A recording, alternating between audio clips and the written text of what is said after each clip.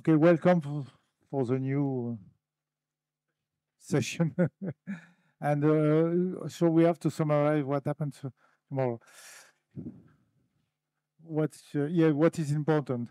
Uh, we have defined what is out-of-body travel. This is not lucid dreams. This is not psychic abilities. When you go out of your body, this is absolutely real. You are really out of your body. The main problem for the travelers is for all the travelers out of the body, is the energetic load you bring with you. I thought it was the music.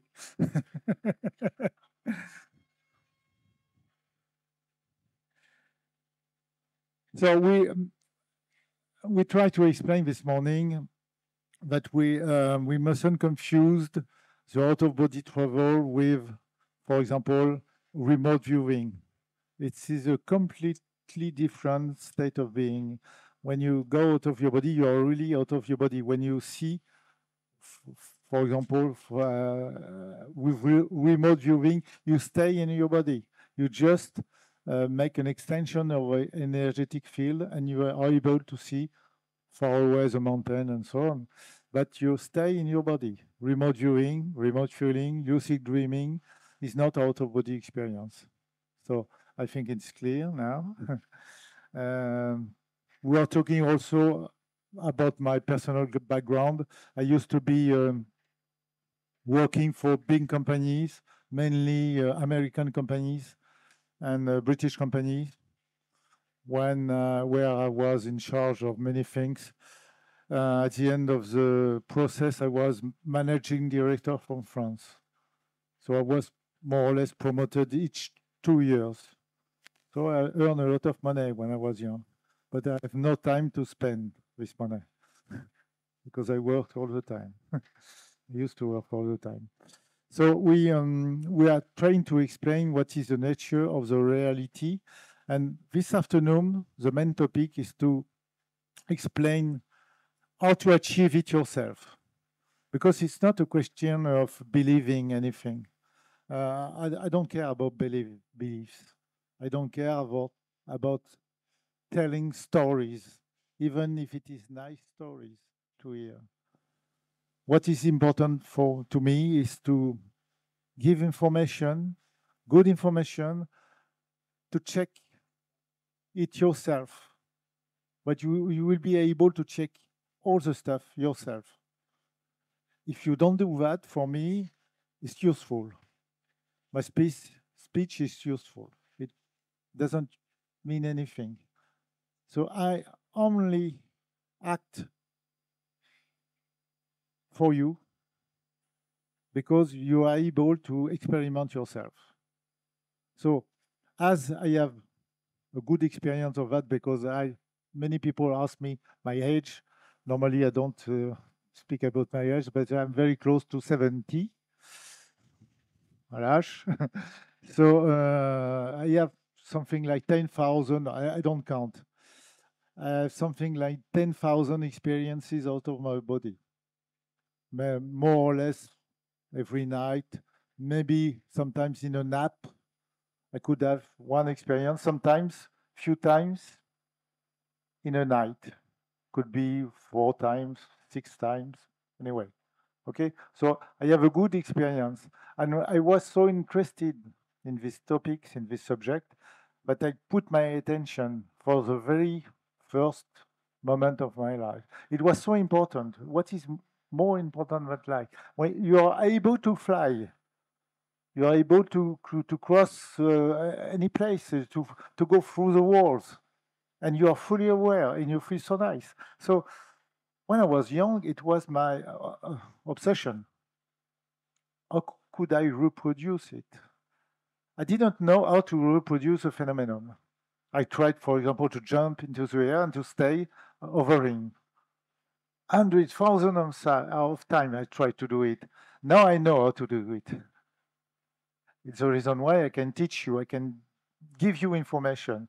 That's the main target I have with Shradaloo, to convey this information. You only need information. You don't need to get any beliefs. It's not a question of believing. It's a question of doing the right things, training yourself if you want to experiment. And in any case, even if you don't succeed, the main reason is because you don't train. Exactly like sports, exactly like piano. If you learn piano, you have to make your exercise each day, and you are making progress. If you, for example, you want to run a marathon, you have to train yourself, your body. If you want to go out of your body, you have to do the right things and practice regularly. You mustn't believe anything. Okay? Is it clear? You have just to do the right things. So we are going to watch what is relevant to achieve it this afternoon. And first of all, I don't know. See, part two. we have to examine. You have to have a look on the false idea, the false beliefs, the fears, misunderstanding, and confusion with something else.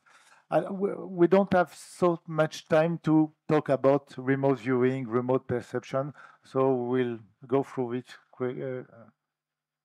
quickly. We are going to examine the false belief, because if you believe, for example, that you will die if you go out of your body, you won't be able to go out of your body, because it will stick you in your body. I would suggest another practice. Even if you want to hear me and to understand what I said, even if it's poor English, I am aware of that. Try to no longer think with your native language. From time to time. This is a way to diminish the power of the what I call the energetic gravity. So don't translate from time to time. Just absorb the feelings, the idea, without transforming in your language, Hindi language, Tamil language, and so on. Try to not translate from time to time during this afternoon. Okay? And to diminish the strength of the energetic gravity, feel that you are exactly at a good place, the place you are supposed to be. Feel you are the exact person, the perfect person you are supposed to be. You have nothing to change, absolutely nothing. You are absolutely perfect in this moment, totally perfect. The effect will be very easy to understand. It will reduce the strength of the energetic gravity.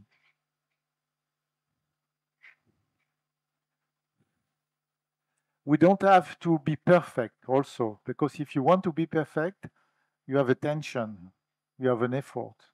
So do it gently. You don't have to visualize. If you want to visualize, do it. It's easy for you. But you don't have to visualize anything. Just feel without any explanation, without any effort, what we are. You are at the right place and you are the right person. There is nothing to change, absolutely nothing. So we reduce one more time the energetic gravity. Probably we will forget it. We will forget it this afternoon, but at the very moment you remember doing that, do it again. Okay? Fear and misunderstood. We are going to examine, to watch every topic. For example, if you sometimes you have on internet many things talking about so-called out-of-body travel.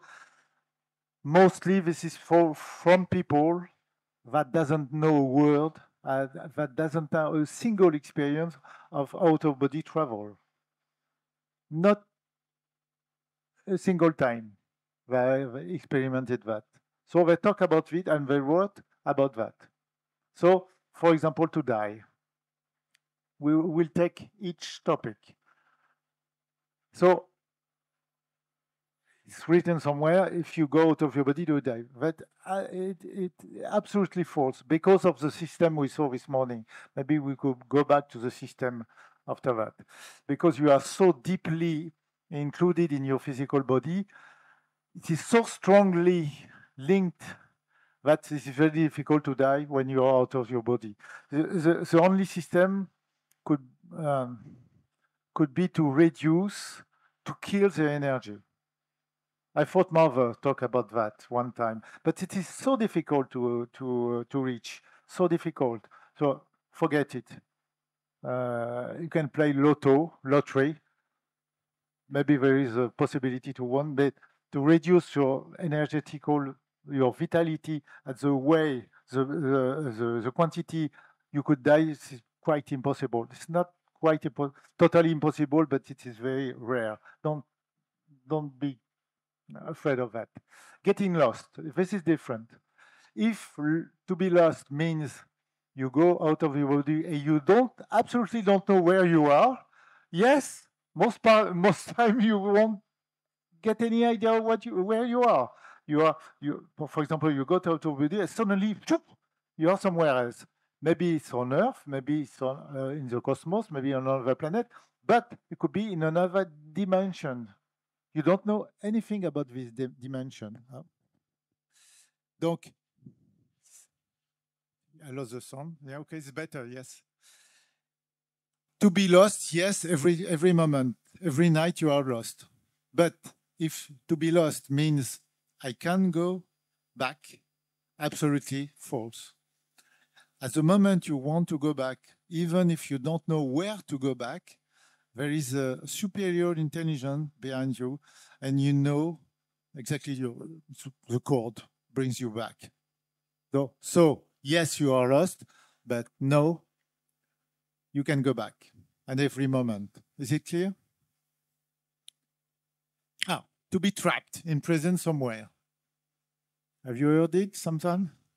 This is true. Bad news. Because we have energetic entities. This is absolutely true. Probably you know it, but have you ever seen it? Travelers see it directly. We saw energetic entities. And these guys, these entities, are very, to have fun, we could bizu to you, yeah. They trap you, they play with you.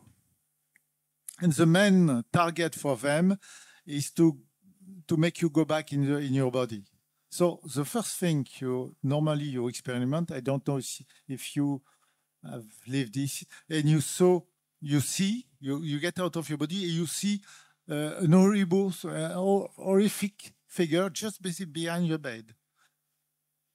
For example, if you don't like spiders, if you are very afraid of snakes or spiders, the appearance of the entity will be like a spider, a giant spider, because they find in your spirit, in your mental, what is the most difficult for you to stand for. It will be the worst picture you can imagine. It's just to make you afraid and make you go back in your physical body. Donc, what is the solution? There is two solutions. The first one is very easy. So when you're out of your body, you just disappear. You go very far away. But if you stay for example, in your bedroom, you have to just to watch the entity, even it is awful, and you just examine, because you know the appearance is not perfect. So you just watch it and say, oh, this is not perfect at this point. It could be a devil, it could be a demon, but I learned myself because nobody teach me when I was young.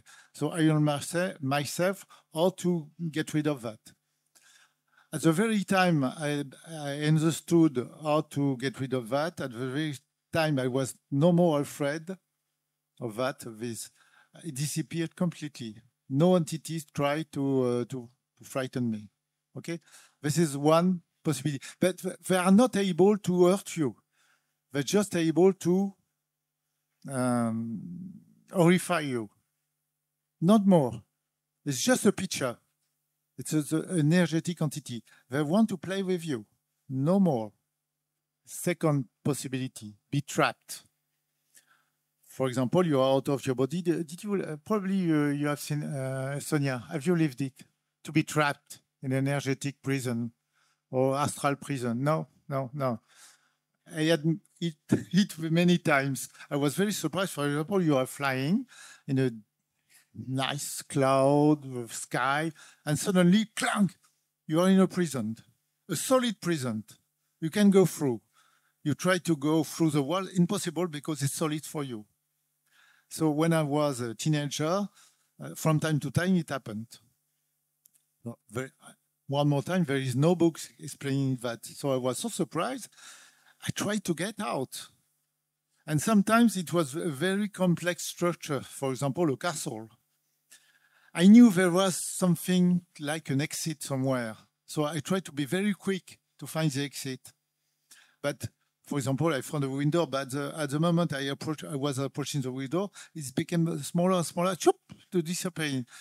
It took for me something like 10 years to understand the process, to understand that energetic entity or maybe sub-astral entity were acting for playing with me, and how to fix the problem.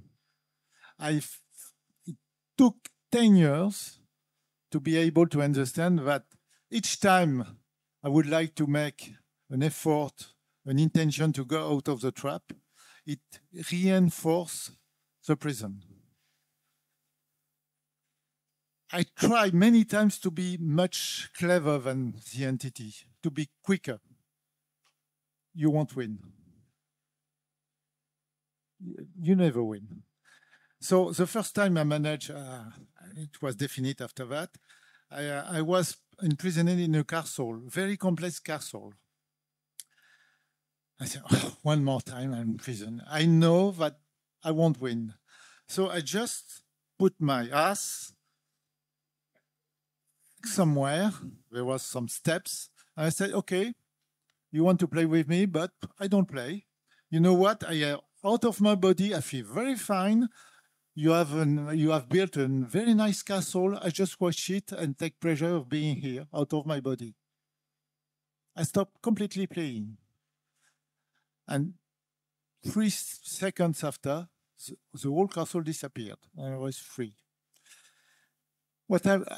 So this is the way to go out of the prison, to stop fighting, to go away, to go out of. But you couldn't simulate. If you want to do the thing I was explaining and simulate the no fight state, the entity, which is very clever, will see it clearly in your mind, clearly that you are playing and you want to go out, and the walls will be there for a long time. So you have to be 100% in a mental position to not fight, to not willing to go out. Okay, is this clear? If you are, it could happen only one time on 1,000 out-of-body travel, but I give you the solution. Stop fighting. The other way is to come back to your body, and you go after. If you are able to go back, normally there is not a second because the probability is very low, but it happens. I have so many out-of-body experience, but I have many times, I live many times, been trapped in some kind of prison, cubes, castle, corridor, labyrinth. I have all the stuff. So don't fight. But 100% true. Don't simulate, because I repeat, the entity will clearly show that you want to go out. There is another way for the entity to make you, yes. I just want to say quickly, if I'm correct, in case people are afraid, you can always, in that situation, get back to your body. Yeah. You're never stuck. You can always get back to your body. Every time you can get back to your body. Okay. Just want to make that clear. Remember, This is the main target, the Right. main objective of the entity. And they've won. To make you go back in your Right. body. And it's an effort to After get out that, they again. are Right. laughing. All right. But just And to be make you clear, go back in the body. just to be clear, you're not a prisoner. Just You players. can get They are back. just players. They are not demons. They are players. Be aware of that. They are just players. You know, you are very evoluted people, but some children like to catch bees, for example, and close their hand on the bees and the flies, and say, "Boo!" and this children, this girl or this dog is not a demon. It's just playing to imprison a small insect. But it is exactly what you are out of your body. You could be a small insect. There is no evil intention. Just you are beginning an object and somebody is playing with you. No more. Don't imagine something else. You are just an object. Comment on dit un jouet? A toy. You're just a toy. Just a toy. Sorry. Thank you. There is another way for the energetic entity to bring you back in your body. Is to load you with energetic matter. It takes many years for me to be conscious of exactly that. You know, you are out of your body, you go out of your body, you have a normal load.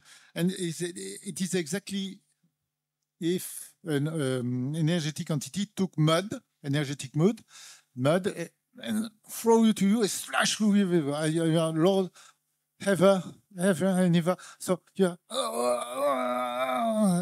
this is a way they are able to bring you back in your body. So the solution is very easy. I will go back to this. Normally, what you're supposed to do when you're out of the body is you quickly be far away. Don't stay in the bedroom. Never. You're out of your body. There is no reason. I will go back to this reason further. But when you're out of your body, don't stare at your body. Don't try to touch the body. It's a very bad idea. So don't kiss the body on the front. Oh, it is so nice. I will kiss the body on the front. You go inside. But this is a completely stupid idea. Don't do that. You're out of your body. You just go away. 1,000 kilometers. Immediately. Chardalou knows that when I have my student, I constantly repeat it. You're out of your body, go away. Don't have to think anything. Don't try to watch it or to analyze, to think. Go away, first of all. The second reason of going away as quick as possible is because the strength of the silver cord. When you are very close to the physical body, the cord attraction, the cord strength is very, very high. So you have, for example, if my body is here, when I am here, suddenly the strength is declining. In Portugal, there is the EAC, what we call the campus. And you have a sphere, and you know this sphere. And you train yourself in this sphere, and when you go out of your body, you are supposed to immediately go out of the sphere. Yeah, you have been there? Yeah. But they know everything, these EAC guys. So you have to go at least 3 meters, 4 meters from your physical body. This is fundamental. Do it. You're out of your body. Don't stay beside. This is stupid. You immediately, even if you don't know how to fly, you know how to fly. Even if you target the window or the door, you go through the wall, it doesn't matter. You will go through the wall anyway. You won't feel the wall. So you're out of your body, what do you do? You go away immediately. What do you do when you're out of your body? Go away. Go away immediately. You will feel fine after. You will think, you will do anything possible after you're out of your body, you go away immediately. If you don't do that, you will be stuck. You have the risk to be stuck into your body, even if there is no energetic entity because of the strength of the silver cord. I will continue, sorry, because there are so many things to explain. So there is mainly 3 ways for the energetic entity to bring you back in your physical body. So don't be afraid, because this entity could appear very powerful, but they are not powerful. They are only powerful because you are a kind of ignorant. You're stupid. You don't know what is the reality. You don't know your personal strength. These entities are almost nothing. It's exactly like a mouse could frighten an elephant. You are the elephant. I'm not exaggerating. This is the case. Okay, don't be afraid. Do the right thing. If you are trapped, go to your body. Don't fight. If you have a awful figure, don't be afraid. Go away. And if you have too much energetic load, go away if you can, or go back to your body and start again. No fears. No being able to go back. Unfortunately, you have to go back. The main problem of there is only one problem when you travel out of the body is the duration. You want it to be as long as possible, but suddenly the silver cord brings you back. It brings you back. You have no choice. So the problem is not to go back. The problem is to stay out of the body. Believe me. To have the silver link cut, you can read it on the internet, for example, in some books. Normally, it doesn't happen. You can't cut your silver cord. Try to hold it. It is very difficult, except if you try to touch this point. Like here, you can feel the silver cord. After that, when it is so thin, you even can touch it or to cut it. It will be very cold. But there is an exception. I speak you very frankly. It could happen, but it could happen with high evoluted extraterrestrial, because it exists. It we call the walking. For example, if you have a deal with somebody, for example, you are 20 and you want to give your body, which is fully functioning, yours, for example, and you have an agreement with a much evolved extraterrestrial.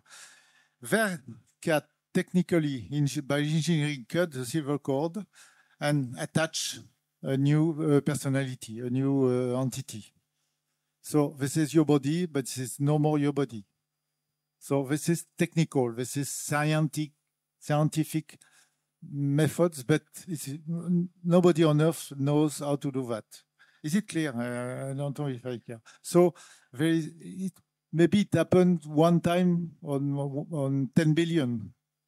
You have no risk, except if you have an agreement with a very advanced being. So it could happen. You could let your body to somebody else, but it's a volunteer act. Normally, it is not possible to have the silver cord cut.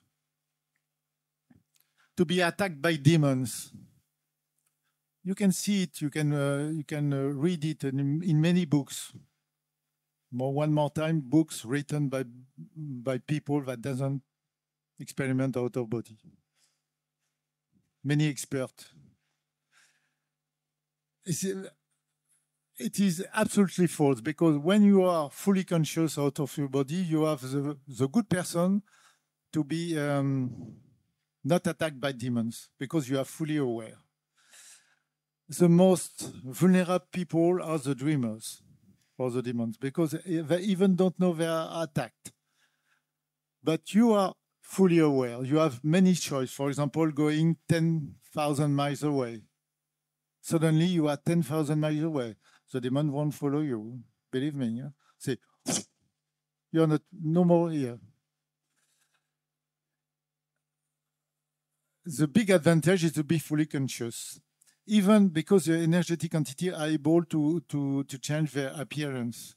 But you, as a traveler, you are fully aware. So you clearly know behind the scene, behind the appearance, what is the real entity, his intention, his normal appearance. You see it clearly.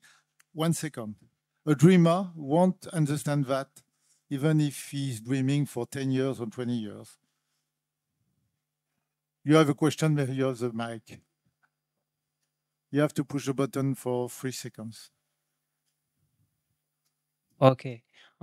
Actually, I've had this experience because when I was young, I took psychedelic drugs and did get attacked by demons. I think when you take the drugs, you can't come back to your body, or something like that happened. It was like forcing me not to be in a state. I couldn't control anything really. Normal. No, it doesn't happen anymore. But it was when I was on the Normal. If you want to have big problem with demons, take drugs. Yeah. Yes. That was my experience. It's a good way. Continue. Okay. This is perfect. Yeah. So, but in this case, as long as you're not on drugs, you're safe. I'm not, I'm not teasing you. Yeah. But it is a perfect way, first of all, to be attacked by demons. It's perfect. You're a perfect prey. And secondly, to not be fully conscious, to not be able to control your mobility. Yeah. Okay. Don't take any drug. Never. If you take drugs, stop. If you want to become, I know you have 1,000 of questions, but you don't have a mic. Sorry.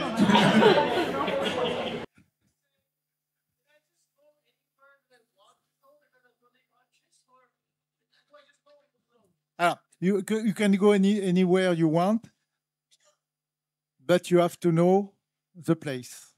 For example, if you don't know Istanbul, I take this. If you are only the name, it is not sufficient to go to Istanbul. You have to have what we call an address. It's a kind of body information, and the good address has places where you have ever been. The name doesn't mean nothing. I will take another example. You go in a far away in the space, and you go in another planet, and you meet people there, or in another dimension, and you want to talk with people even with borrowed information. And they said, "Oh, where are you from?" And you say, "I'm from Earth." Doesn't mean anything for them. Anything. Earth. You use a name, for you, it's valuable, but for them, it doesn't mean anything. So you have to know the place. There is 2 ways for exploration. Knowing the place you would like to go, or to wander. I go there. So this is possible. Okay, I target this mountain, and after that, this plain, and after that, this sea, and after that, this ocean. I go to the planet, and you see, you go there, after you go further, point to point. It's when you see people recently dead, they automatically fly like that. It is very funny. They relearn how to fly like that. I have frequently followed new death, new people no more alive physically, and I was just a little bit, I would say 200 meters, just to observe them. It's a constant. They learn to fly like that. Click, click, click, like that. It's funny. They are so cute. They won't have the silver thread. The newly dead ones won't have the silver thread. There are no more silver cord because they are dead. all the system, energetic system, it was dissolved. I don't know, fade away. So, the energetic system go back to the energetic field of the planet. It's a recycling process. But you can choose, well, it's a detail, you can choose to keep with you part of the energetic body. It's easier to reincarnate. It's quicker. If you want to quicker reincarnate, you keep seed, like a seed, but there is something could happen, like, for example, you can bring with the seed, if you don't create a new energetic body, you will bring is a new body, memory, maybe marks on the new body, coming from the previous one. People as a ESA know that, and you have two kinds of death. In one kind, you keep a little part or a big part of the energetic body. The second death, which is much better, is to completely destroy the physical body and go to the higher worlds and rebuild an energetic body for the next incarnation in 50 years or something like that. So there is two ways of dying. I recommend the second way. It's better, dying completely.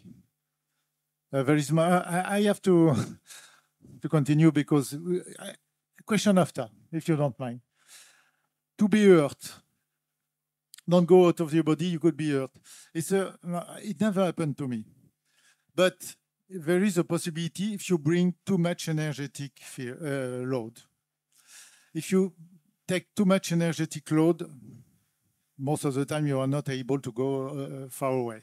But if something affects your energetic field and you bring it to the physical body, it could be transmitted to the physical body.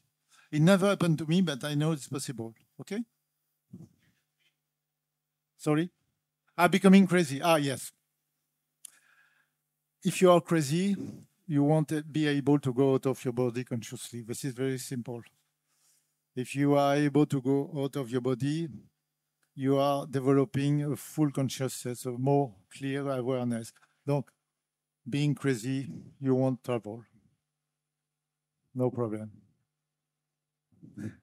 Thank you so much. Inappropriate beliefs, to deserve it. It's only a question of training. So even if you don't deserve it, if you are able to do the right thing, you will be out of your body and it will probably change you. You need time. No, you don't need time. You just need to do the right things. If it takes 10 years, okay, it takes 10 years. But if you do the right things tomorrow, you will be out of your body tomorrow. Need to be on vacation, retired, single, married, old, young. These things, in the future, no. You just need to begin right now and to continue. Exactly if you were training for a marathon, you have to begin your training now and continue on a regular basis. As special skills, no. Just to train, to know the fundamental laws and to train. Need a guru, a master? No, you don't need it. You just need to know how to do that. Maybe you need a trainer as a coach, but probably you don't need it. You don't need any, I would say, mystic figure. It's only a question of training because it's a natural ability. It's not a spiritual ability. It's much bigger target to be a spiritual advanced guy. But this is only techniques. No more. Need to be ready. I need to be ready to go out of my duty. We frequently hear that. Okay, well, you will be ready at the end of the life anyway. That's how you will be fully ready, no problem. But if you are curious, if you want to experiment before, the right moment is now. And it is not difficult.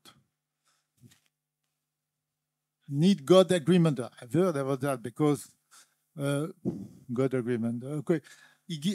God, the creator, gives you the ability to go out of your body. So do not have any agreement because it's your natural ability. We don't have any rituals. Insist, no rituals is needed. You just have to do the right things. No rituals. You don't need to be spiritually advanced. You know, I'm not absolutely not spiritually advanced. I'm the lower of the lowest, as you know.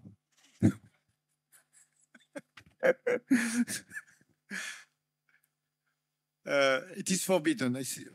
You also from guru sometimes, but you mustn't do that because it is forbidden. For example, if you are incarnated, it is because you must stay in the physical body. But if you have the ability, natural ability to go out of the body, what shouldn't do that? I take another example. If you are born in Pondicherry, you're in Pondicherry, what is the reason why you shouldn't go to Shanghai or anywhere else? Because it's your natural possibility. So this is bullshit. Bullshit. You are not grounded enough. Oh, so many times I've heard it, grounded. What does it mean?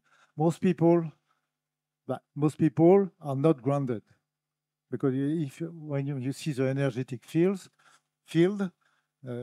these roots are not so developed on the planet. It's very rare. The shamanic practice develops energetic roots, but most people, even you, are mostly balanced in this way. But it doesn't have an effect on your ability to go out of your body. This is bullshit. It is spiritually dangerous. Maybe you have heard things like that, I don't think I'm working about Sadhguru because he had an interview a few months ago about out-of-body travel. You know a guy? Yes. You know who is Sadhguru? Yeah. He's a very nice guy, but he doesn't know a single word of what is a real out-of-body travel. But he answers all questions. Even he doesn't know anything about the topic. He's a nice guy.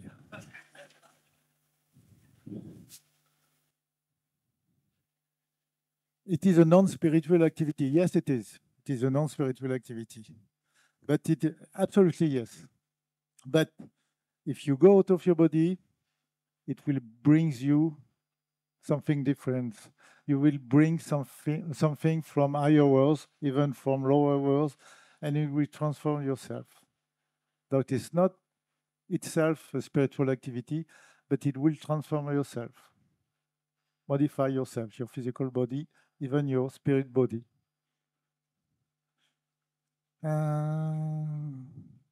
You should disdain it because it's only a psychic activity. It is not a psychic activity.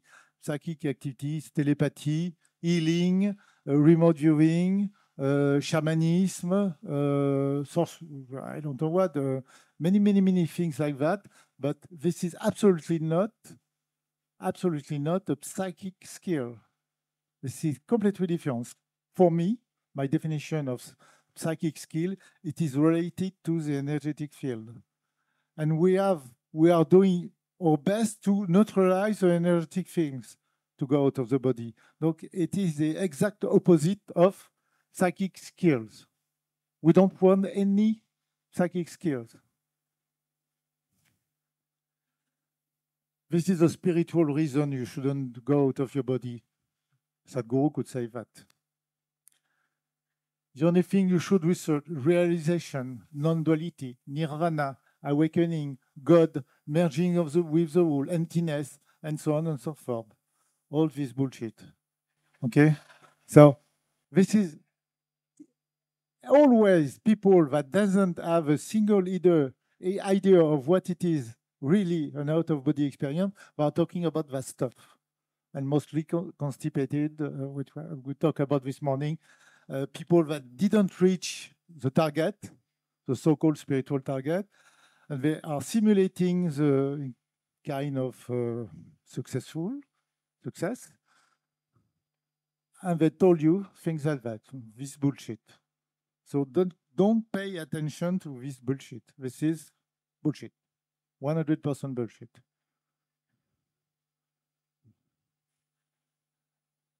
But I was talking about this strange belief because I was thinking about that because it was so frequent to hear it from my students. Because, for example, a guy is coming to my teaching, my courses, and say, okay, the guy who is massing me, comment dit masser, will give massage, as I shouldn't go to this training because it's dangerous. The guy is only able to mass the legs and the foot. He has an advice. So this is always this false knowledge, also be coming from non-voyager humans. They have opinions, and in my vocabulary, opinions worth nothing. Nothing, zero. An opinion worth nothing. Psychic human, they take remote perception for EBU. We don't have time enough to explain the differences. Another time we'll see. Because they had, for example, remote viewer viewing experiences, they take these experiences for out-of-body experience. It is absolutely false.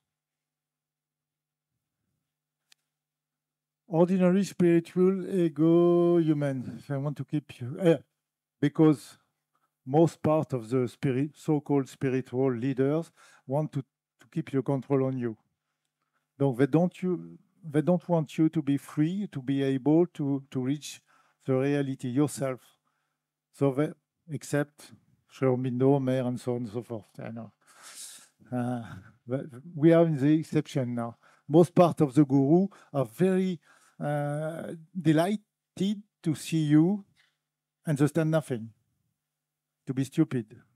And they try to keep you in this stupid state. Am I wrong? No, I'm not wrong. Energetic parasite. The most important origin, according to me, is the energetic parasite. Because remember, as they want to keep human in bondage, in slavery state, they don't want people to go out of their body because out of your body you can see clearly what they are. So they use psychic humans as mediums, as telepathic skills, to influence human beings and to convey this false information. Don't do that. Don't go out of your body. The energetic parasite are mainly behind the psychic on so-called spiritual leaders. But it's so frequent. We were talking about that yesterday or the day before. There's a difference between what we call a real master, spiritual master, and what we call charisme in French.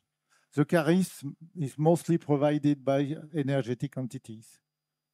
I think you have a big mama in India who would like to hug somebody once. No, I'm not supposed to talk about this. Sorry, I'm not. Yes, I'm like that. So this is only energetic, according to me. I wouldn't like to go there, but this is not spirituality. This is energetic. And behind all energetic phenomenon, you have energetic entity. Would you like to be a slave? Go. Take a big hug. It's your liberty. So as I told you, they use weak, ignorant, and sleeping human to convey the... It's more complex. I will tell you the truth because we are deep in the truth. You have energetic entity whose the target is not to make you a slave.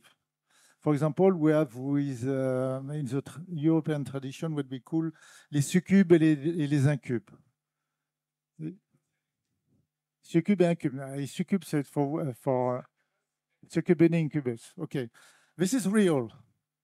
I met them. I was surprised, but I met them. So, if, for example, if you are a man, you go out of your body and you see the most beautiful woman you can imagine. The most beautiful, because the entity sees clearly in your mind what is your woman, ideal woman, and he takes the appearance, the perfect, more or less perfect appearance of this woman. So if they just say, okay, go, come to me, we'll have some love affair. And we have the same thing for girls. Believe me or not, this is nice. If you try to exchange energy with these people, this is nice. According to me now, it's not very, very interesting, but it is nice. You have to experiment that. It's one of the example where the balance, the transaction is balanced.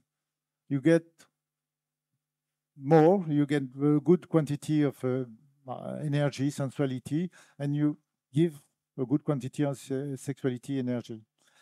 But I'm not so fond of doing that because you have to be very loaded, energetically loaded.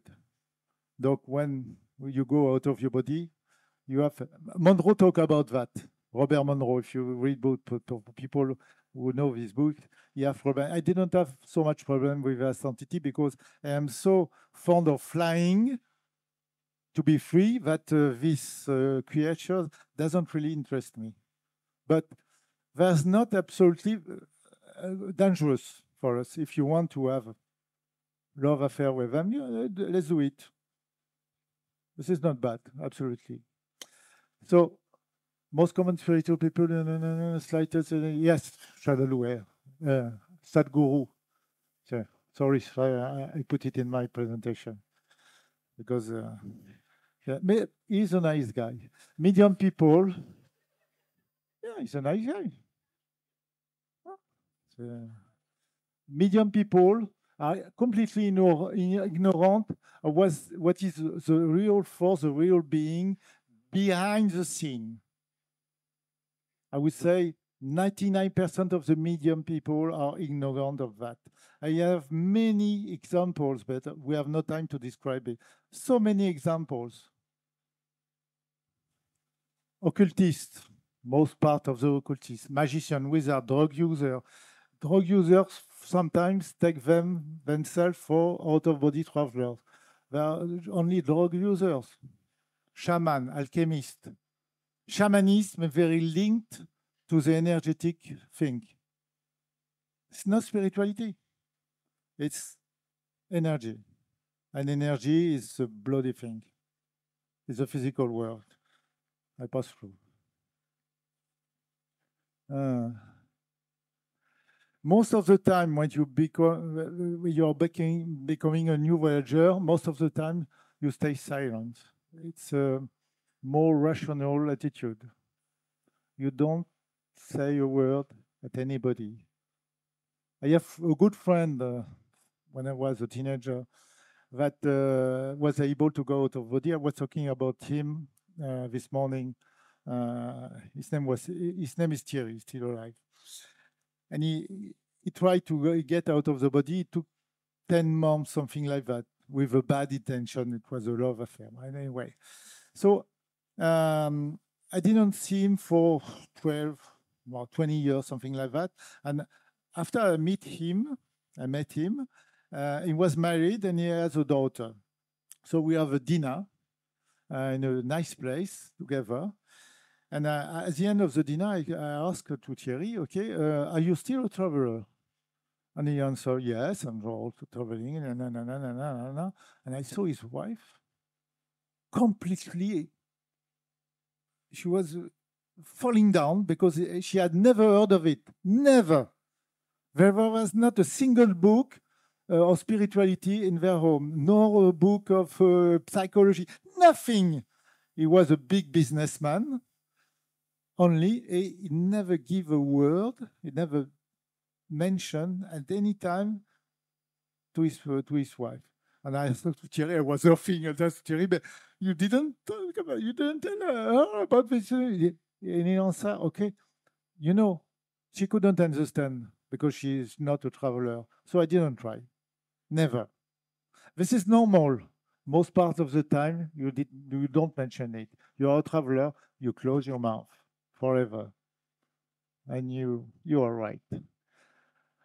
But when you decide to open your mouth, the only rational attitude is to clearly explain what it is and how to achieve it. Otherwise, there is no reason to talk about that. Absolutely no reason. There is no traveler fights in any kind. Sometimes you could have these fights, sometimes in the spiritual, earthly society. Sometimes, I suppose. Huh?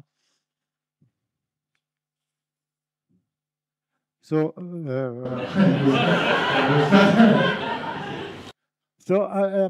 I suggest you a third practice.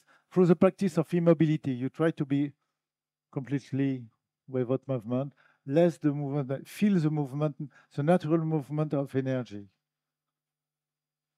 Let the subtle wings carry you away, because it can be like a wind and push you out of your body. Try to do it.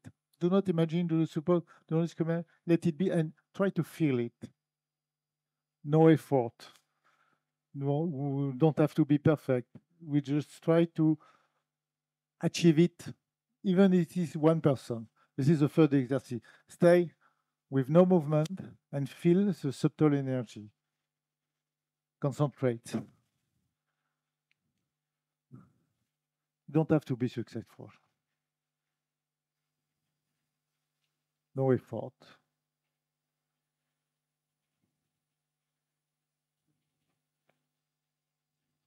What happens is real, always real.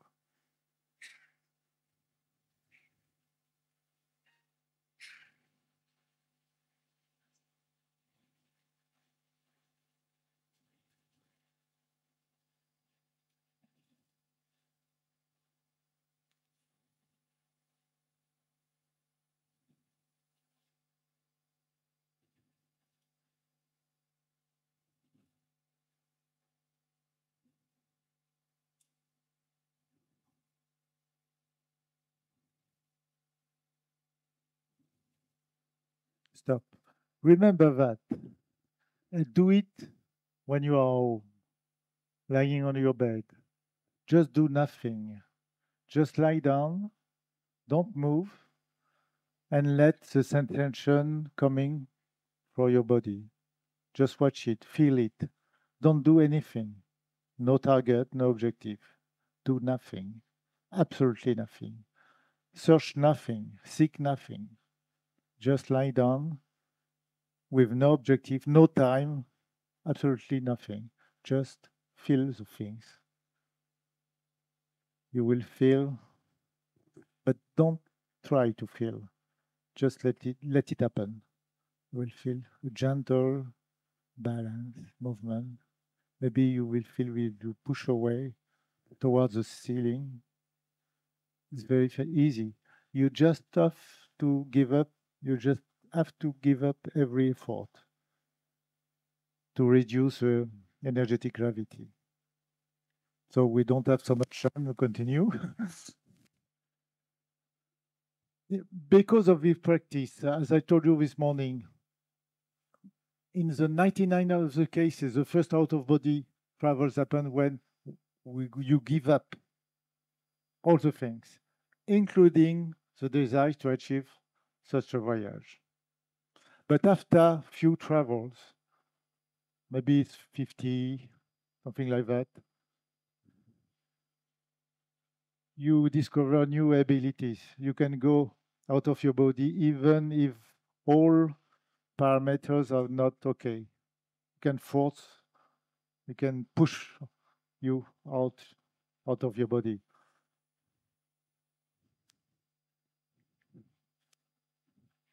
The voyage itself. So we are in the afternoon now. What are the travel possibilities? Well, we're talking about that. I don't know if you have any more questions, but the most common travel between commas is around your bed, 1 to 3 meters. As I told you a few minutes ago, don't stay before just beside your body. At least go outside the bedroom. So in your home, few meters, in your street, in your town. First time you go out of your body, my advice is to stay here. Go outside, fly on the road, try to fly slowly, quickly, try to rotate when you are flying, try everything. It's very funny.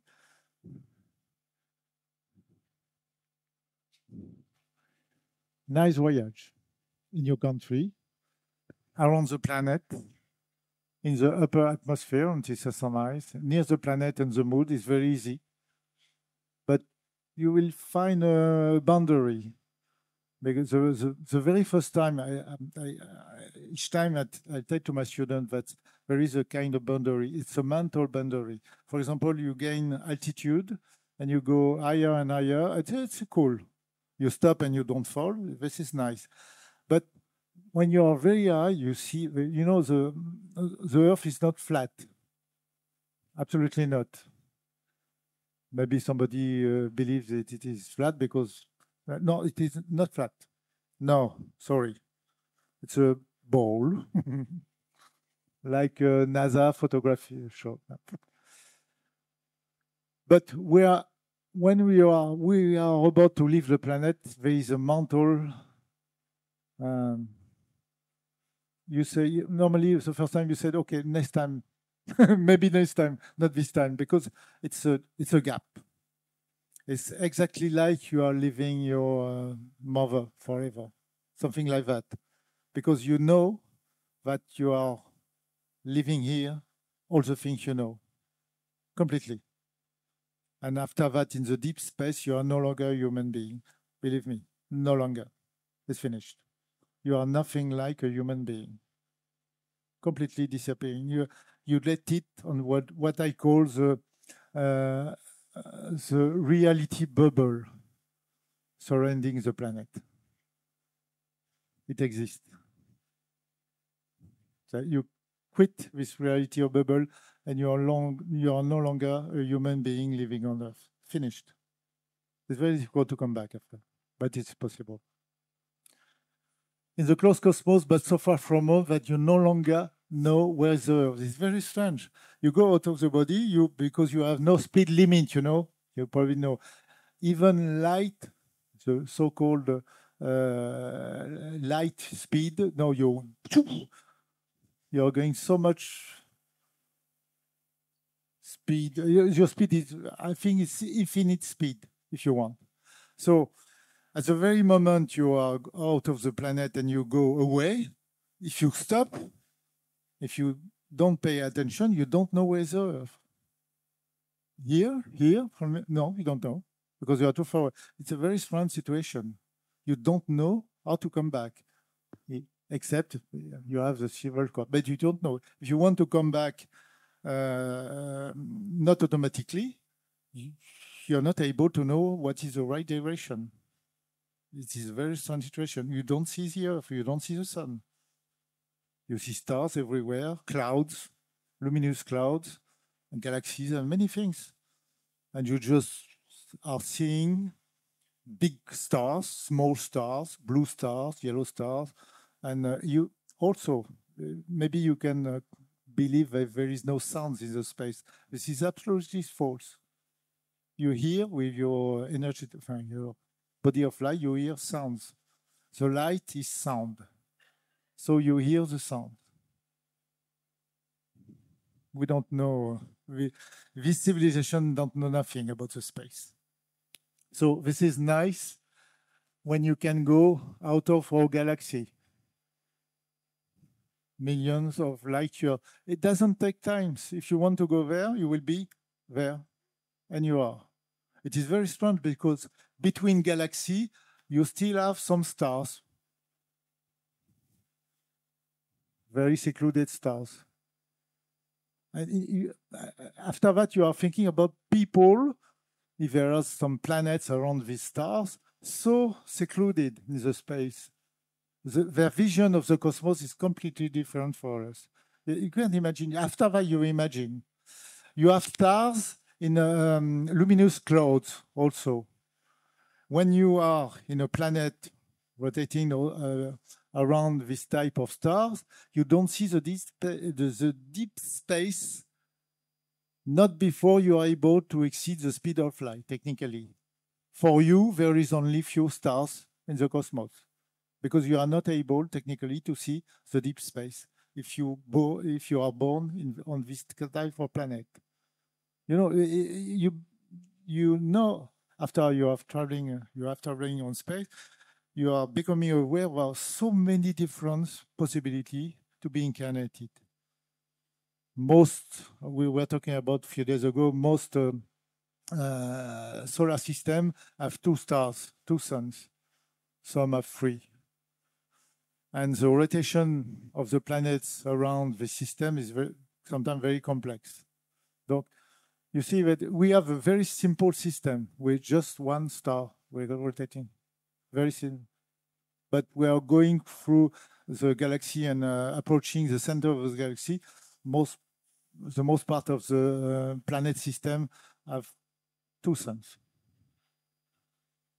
So this is nice voyage. Traveler. Strange voyage. In the past. I don't remember. I could even now. I don't understand how is it possible. I talk with the people of ESA of that topic, but I was supposing they have not so much experience of voyages in the past or in the future, because what the husband of what's his name of Nancy Trivilato, what's his name? Huh? The husband of Nancy Trivilato, I don't remember his name. He told me, no, you are visiting a memory. No, absolutely not. I wasn't, absolutely not, because I was sure I was in the past. It's not a memory. I know what is a memory. When you go into the Akasha, for example, the memory of the local Earth, you go through the Akasha, and I know these places perfectly. I have been many times. Though you can travel in the past, I don't know how to explain it. Because you go in the past and it is the present. It's not a souvenir. It's not a kind of record. You can go in the future.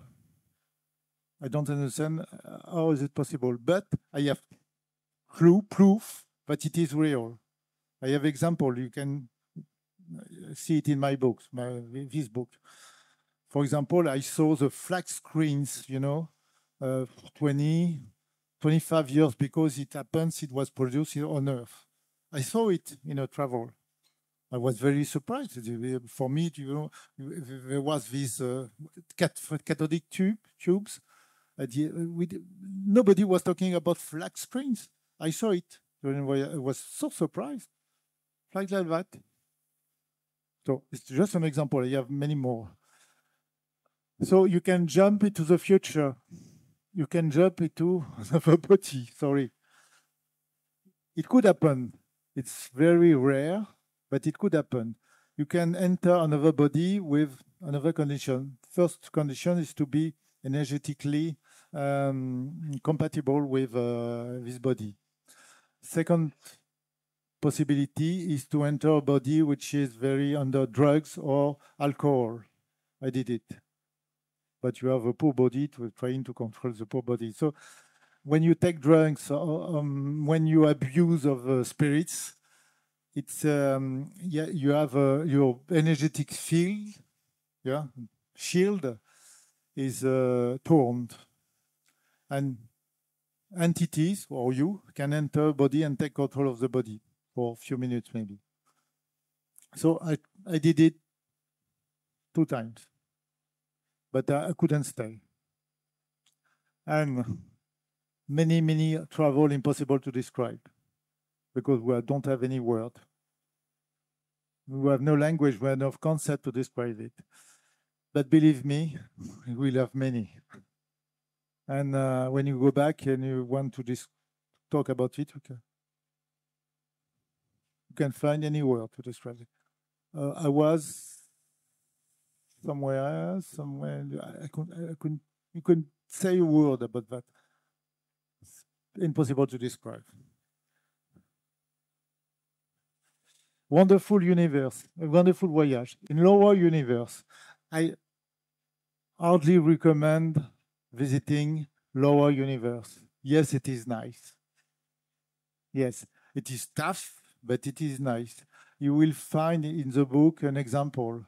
It happened to me the first time when I was also a teenager, and this voyage lasted, physically speaking, 11 hours. 11 hours. And I was so surprised because I was falling down in dark. And when I arrived, I was unable to move my body of light. It took a huge effort to do that, as if I was a fly in the marmalade. It was incredible to me. And there was a dark yellow light, green, little green, orange, red, dark, dirt. I stayed here for, according to me, 1 hour, but physically 11 hours. When I came back to my physical body and I put this memory in the physical body, it hurt. And it took many, I would say almost 1 year to integrate the voyage. It is difficult, but it brought me so many interesting information. So many interesting. It is valuable, believe me. So in the training, I learned people, my students, to go down, to visit lower worlds. And you can see where some people are going after their death. You watch her, you see them. Because what we call les enfers, comment on dit les enfers? The hells exist, but you are not stuck there forever. Except maybe you have been a very bad guy, but no, you won't stay there forever. Sometimes very long time. You are really stuck, and it is bad situation. Yes. You can watch it. You can watch the exact position of the ex-incarnated guy or woman, because it is your state of unconsciousness that brings you at the exact place you are supposed to be. And it is very rare, but some human beings are going directly down in the earth. Most part of the human being are going like a rocket towards the upper worlds. There are sometimes some stops to get rid of some more information, earthly information, but we know many things because we just observe the ex physically alive, the ex-incarnated. Sometimes we watch them. We watch them just dying, watch them just having died for example, 1 week. What do we do? But try to go to the office, for example. It's so funny. I saw one time, I saw this guy, he said, I can get my office. No, you're dead. No, but I have to do some work. No, you're dead. The habits, the robotic psychic. I couldn't be dead because I have so many things to do. You have a family. You're dead. You know what it means? No, I want to stay here. Okay, stay here if you want. In every town, every big town, when you are out of your body, you visit a town, any town, big town, you will find people attached to the town. Sometimes dead for 20, 40, 100 years. Very nice. They're just stuck in the place because they like the place, because they had the house here and they used to play in the park, for example. I remember an old woman. You have the appearance you want. If you think you are old out of your body, you have the appearance of somebody old. But if you think you are young, you will be young. The body of light is molding is the right term, by the appearance you think you have. Only that. Donc it's very strange, it's very funny to see people who have died when they were old. In the heavens, I would say, they still have the appearance of old people for a certain period of time. And it is funny because they seem to be old and maybe disabled, but it's not true. You see it clearly, it's not true. They're just simulating by habit. This is funny. But you are no longer sick. They know that, but they have to progressively get used of it to be. You see what I mean? But for some people, it's okay. Okay, I'm still young. One more time, I'm young. Okay, I get rid of all my thoughts. I know what it is. Oh, I can see. Oh, there's a nice body there. But sometimes you need time. It is funny too. There is so much possibility. Wonderful voyage in higher universe. We spoke about it this morning. Sorry, it would take time to come back to that. Meeting with being, for being, a few in oil. It's so marvelous to meet people, to meet beings that don't have any idea what is Earth. Even what is a physical world. I remember, I'll just give you an example. I was in a higher world and I was flying with a guy with more or less human shape. It was not exactly a human shape, but we were flying above the ground with the head in this position, not at the top, but in this position. I said, okay, when you fly like that, it's very strange. Everybody is flying like that, the head below. And they said, with the energetic information ball, they said, but what is low and what is high? So I said, low, high. I try to gravity. With the gravity, you have a low and a high. Say, what is gravity? It doesn't exist in their world. So I formed a ball of information about the physical world and the earth, and I bring them to them, and they were able to understand. Before that, they didn't understand a mental concept of what I was trying to explain to them. So you meet this guy, these entities, completely different, but completely, of what you can imagine, even imagine. And it's continuous. You can travel out of your body 1,000 times. You could have 1,000 different meetings. It's very difficult to explain, but infinity possibility. You can travel in pure light, pure awareness, pure love, pure knowledge, in the creator presence. You can have the feeling to voyage in eternity or in infinity. It's always the case. It's mostly the case when you go in the higher worlds. And when you come back, you cry. You come back to your body and you get up on your body and you cry. You cry. So try to hide yourself and you cry. Oh, I'm back. You cry.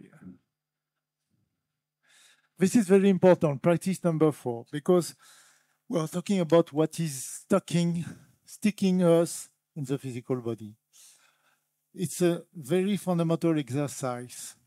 We are approaching how to reach a target, to do it yourself. But for 5 minutes, we take 5 minutes. Please, I suggest you to give up the attachments. You know what is attachment? It's a psychological load only. It's not forever. It's just for 5 minutes to get rid of the psychological load called the attachment to possession, past and present. Relationship, past and present, real and virtual, real and virtual. needs of the physical body, knowledge, belief, all the structure, mental structure for earthly human, and get rid of biological and mental fears. Just to get rid of everything, you just, for 5 minutes, you let the attachments go. This is very important because when you do it at home, you will feel the result. You just let it go for 5 minutes. You don't need to do it forever, just for family. Anything will touch you to the physical world, you let it go. Anything.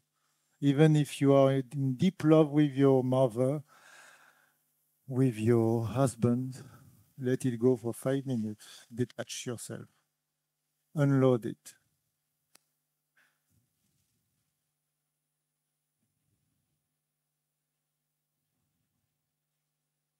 Even this presentation.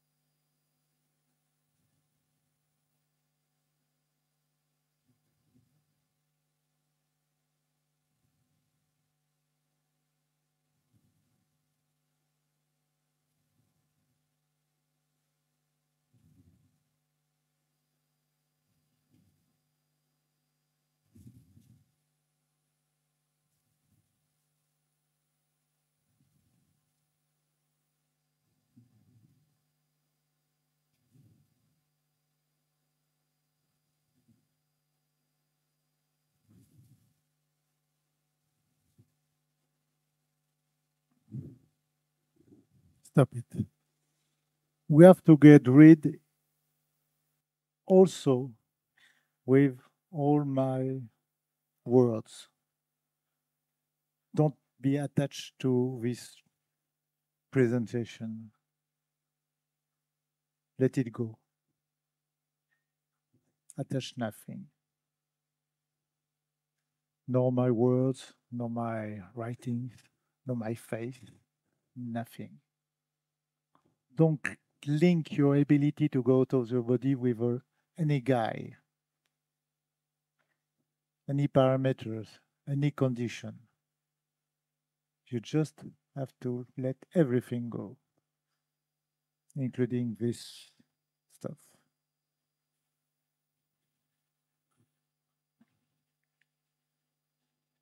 I just want to tell you also that when the gravity is reduced, you can feel pushed to the top, towards the top. But it could be partial too. I think it's mentioned everywhere because if you read the Robert Monroe book, the first out-of-body experience he had, it was his arm. He feel a strange sensation in his arm. He pushed away, and suddenly his arm was very long, and he felt behind the, comment on dit le plancher, the ground, he felt some nails and a particle of wood. The morning after, he took a big piece of un morceau de métal, un marteau, un marteau, il take a hammer, and he smashed the ground, and he found nails and a piece of wood inside the ground in his bedroom. So he wanted to verify that it was true. What he felt was true. So it was a partial out of body. But you can feel, you can move your astral body out of the physical body, but partially. So the target is to the complete out of body experience. But also you can go out of your body except fully, except for example, 1 foot, 1 feet. So I don't know why, but it's stuck. It's stuck, and you pull, it's stuck. Sometimes it go. You are able to unstuck it, but sometimes not. So it could be partial. Why is it so? Because at this place precisely, it is stucking because the energetic field is too strong. You understand? This is very simple. You have to do it on the whole energetic field, on the inside, outside, everything, to get rid of the physical body.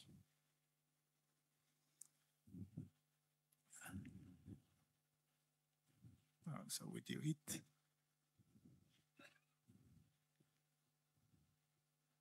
We have seen it this morning, but we have new people, I think. You told me about that. Some people asked me to have this kind of presentation. We'll talk about that because we have the internet address. Maybe we could send a part of the presentation to explain. This is what I call the architecture of the creation, with the vibration axis and the size of the spaces. And the most you are vibrating, the most the universe is wide and beautiful. Okay? And I describe it, yes, what I did not mention this morning, it was what I call the interdimensional area between the two cosmos. For example, there is this world, say 28 million, and this other world, which is the universe, 28 million, 400. They're not stuck. There is an interdimensional area. When you go out of your body and you wish to go in upper world, sometimes you go through this type of, maybe it's a tunnel, maybe it's like a fuzzing thing, a brouillard, comment on dit, brouillard, a fog, luminous fog. Alors, it's, at the same time, could be luminous and dark. Difficult to explain. But there is an interdimensional area. And you can go through this interdimensional area. If you are going up, you have the feeling of going up. Very severe. And when you arrive at the level of this new universe, it's exactly what we call, alors, un fondu enchaîné en cinéma. Things became fondu enchaîné. What's the right term? Yes, suddenly the picture is more and more clear, but we're between this world and this world, you have in a sort of no man's land. This is the structure of the creation. Don't be afraid when you are here. You could have the feeling to go very fast or very slow, but you don't know exactly at what speed you are moving. But maybe it's not the point. But you can jump from this world to 10 layers higher. It's very difficult to understand because it is your state of consciousness that determines. This is a universal law. It's your state of consciousness. When I was younger, from time to time, I used to go to the higher level, but I did not know how I did it. Probably, Sonia, you understand what I mean. The first time I tried to go on the higher world, I did not know how to do that. So I tried many things. It was a very strange effect on my body of light, but I don't mention it here. But after a certain period of time, I was successful. Donc I suddenly stop, go very high away, and I was in a world where the things are appearing like comme un brouillard qui se dissipe, like. Yes, yeah, something disappearing. So suddenly I was here, It could be very sudden or it could be progressive. If it is progressive, you have the situation where you feel like a tunnel, could be a tunnel. People during what we call the NDE frequently describe a tunnel, near-death experience. Somebody have a near-death experience? Nobody? Okay. It is very frequent, but when you are out of your body and you watch this tunnel, if you pay attention, you will see that it's not a tunnel, something different. It looks like a tunnel for people who are not professional of out-of-body travel because they have an accident, for example, a car accident.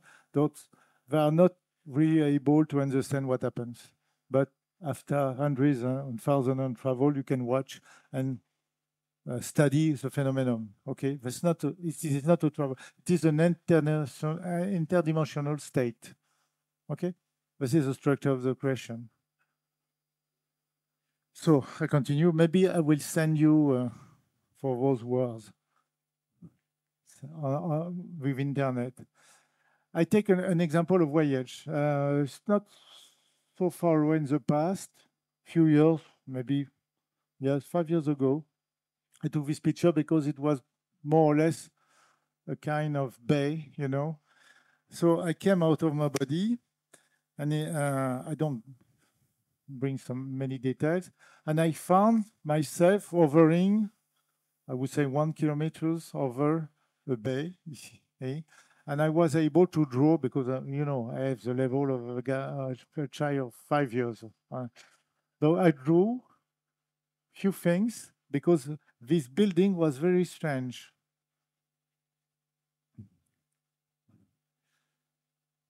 For example, it was very huge, but there is no angles. Each building has kind of round things. And this building looks like something like 200 meters long and maybe 20 meters high. So there is this big one, and there is what I call flowers buildings.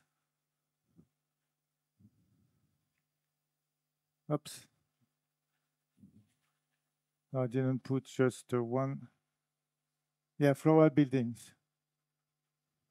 So I went on the ground to watch, to study the place, and I found path here with panels, So I approached the panels because when you're out of your body, you are able to read and to bring information. I was able during, you have some example in the book where I was able to bring information my physical body doesn't have, for example, names of places. But I am not able to read, for example, the Chinese characters. So I went in this place and I read these panels. It was written in English, in Chinese. I couldn't know what it was. In Cyrillic things, signs, I'm not able to understand the Cyrillic. But when I tried to read the English, it was so confused. I was perfectly able to read, but I didn't understand a bloody thing. What are they talking about? What is this funnel? After that, when I came back, I was thinking about that. But imagine you are in the 60 years, 60, say 68. Okay, you go out of your body and you go in the present time now, and you hear people and you see things written as internet. For example, Spotify, Facebook, downloading, upgrading applications. You don't understand nothing. Absolutely not. Take another example. You are out of your body, but you are a guy from the 19th century. Television, informatic, electromagnetic. You don't understand absolutely nothing. It was the case. I didn't understand what was written on this panel because I can read the words, but I don't understand what does it mean. If I had been at the present time, yes, I would be able to collect the information to bring in my physical body. But it is so different that I know from the moment that I couldn't know what it is like. There were people traveling here, walking here. So I went through them and I tried to influence them to say, okay, I'm here. Can you hear me? Can you feel me? They couldn't. It was a human race, sure. It was probably a few centuries in the future. I just take you in an example. After that, I was flying. There was a strange light coming around the sky with a bright light. I didn't know what it was. It was very quick. So I was about to follow this phenomenon, but I was so interested of exploring this place that I stayed, because you are able in the body of light to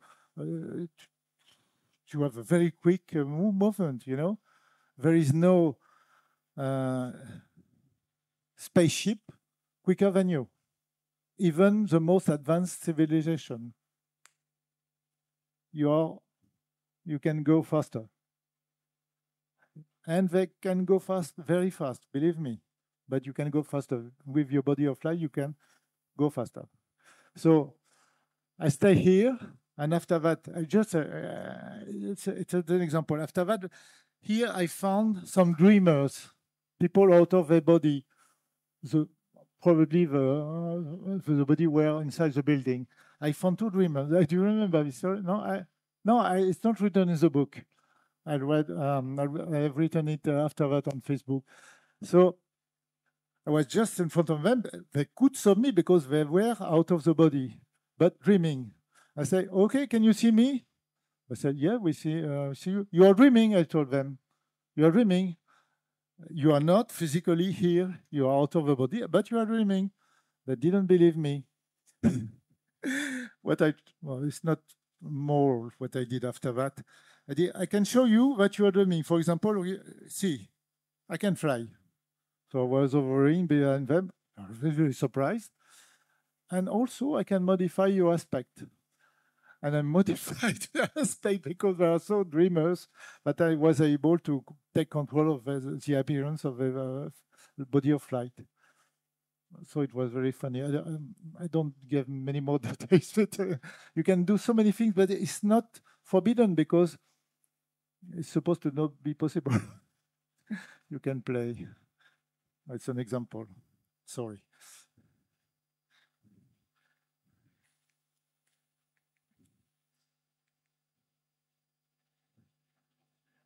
Would you? Yes, a break. You need a break. Some of you need a break before the part 4. Do it yourself. Okay? Are we okay for a break? As we discussed earlier, we'll take a short moment to concentrate and internalize before we go for the break.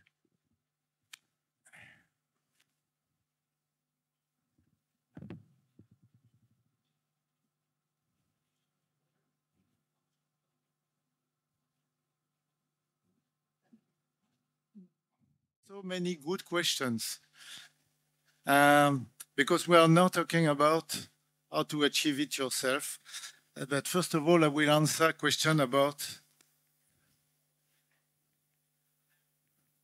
and we go back after that. You can, yes, this, you can be helped. It was your question. If you meet people, I will answer your question. You can be helped by benevolent beings. Monroe Institute is talking about that also. But it is true. It is absolutely true. These light beings are coming from higher universes. And they have volunteers to help you going out of the body because it's a noble cause. Just wish to be, I have many things to do that, and it will answer your question too. Just wish to be helped with a pure heart. It's not a negotiation. It's not a transaction of any kind. You are not something to exchange with them. It's neither a prayer nor a kind of devotion. This is completely different from what we have currently with energetic beings. You know what I mean? With an energetic being, you are in negotiation. If I do that, would you give me that? There is no transaction at all. Absolutely not. Believe me, no transaction at all. They just help you, and they bring nothing from that, except for doing the right thing.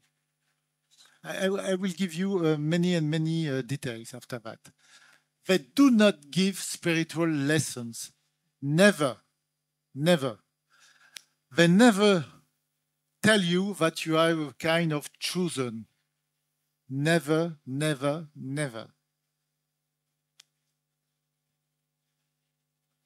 Never. Most part of the time, you could not see them. For example, they take you out of your body. Maybe there are 2, 4 sometimes. And at the moment you're out of your body, they are gone. They are gone. It happened so many times to me. At each time I would like to thank them, but they are gone. There is nobody to thank. They are gone. So this is very strong because you're literally pulled out of your body. So Monroe Institute is talking about that. When you have negative, what we call energetic people, they have a vocabulary, they have a way to, they have a behavior, un comportement. They always say the same things. You are a chosen. You are an élu, comme on dit en français, élu. Hein? You have been chosen because you are a special human. Among the universe, the creation, I came to meet you because you are so something. So these helpers never say that. Never. There is no transaction. They don't speak most part of the time. They don't tell you nothing to you. They just take you. Oops, sorry for the flower. And they pull you out of the body. Exactly like that. Sorry for the example. Sorry, but it's exactly like that. Exactly like that. Not a word, but take your feet, pull you out of the body, and go away. No comment at all. It's not me, because I have many friends who have experimented that, and always the same things. Always the case. So sometimes they came, there is a little team, sometimes there is a leader, but there could be 2, 1, or 4, which is the main team. The global team could be 4. If there are 4, that one take one foot, the other there, and one hand, and will pull you out of the body. Maria, when you know that a special experience, do you remember that? Because she experimented I would say something like 80 out-of-body travel now. She's a young voyager. And it was last year, I think. She was able to hear that there was a trainer and a trainee, out-of-body trainee. And she was able to mentally, it was very clear. Have you heard this story? Yeah. Next time you will. And the trainee was a little bit tough. He wasn't soft. So the trainer told him, oh, be more gentle. And Maria get into the conversation and said, yes, please be softer, because you are like that. So I can tell you a story also, because it's very special. Because sometimes the helpers are coming, but you are not wanting them for coming, for helping. It was in the year 2014. And suddenly I have a complete team, few people, few helpers, coming to help me going out of the body. I didn't ask anything. It was a full team. So they have been more and more efficient. So I thank, but they disappear.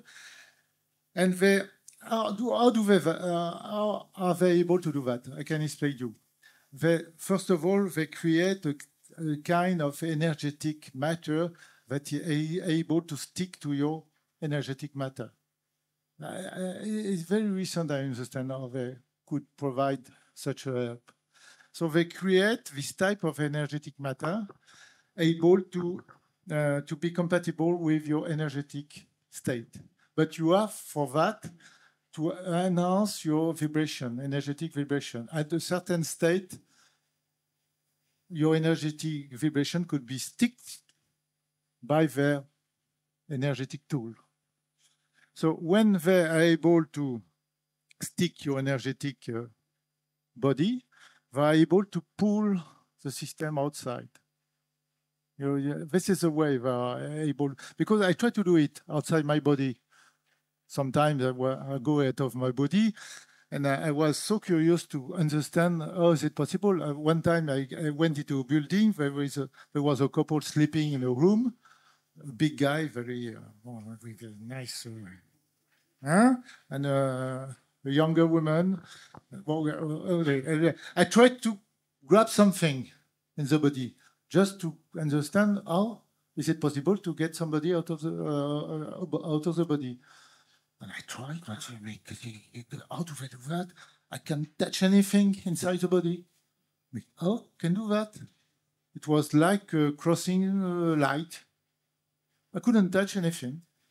I tried to interfere with the thought of the guy was snoring, like that. And she kept all the la couverture, the covers, the blankets. So I saw everything. I tried to interfere with his mind to influence him. No effect at all.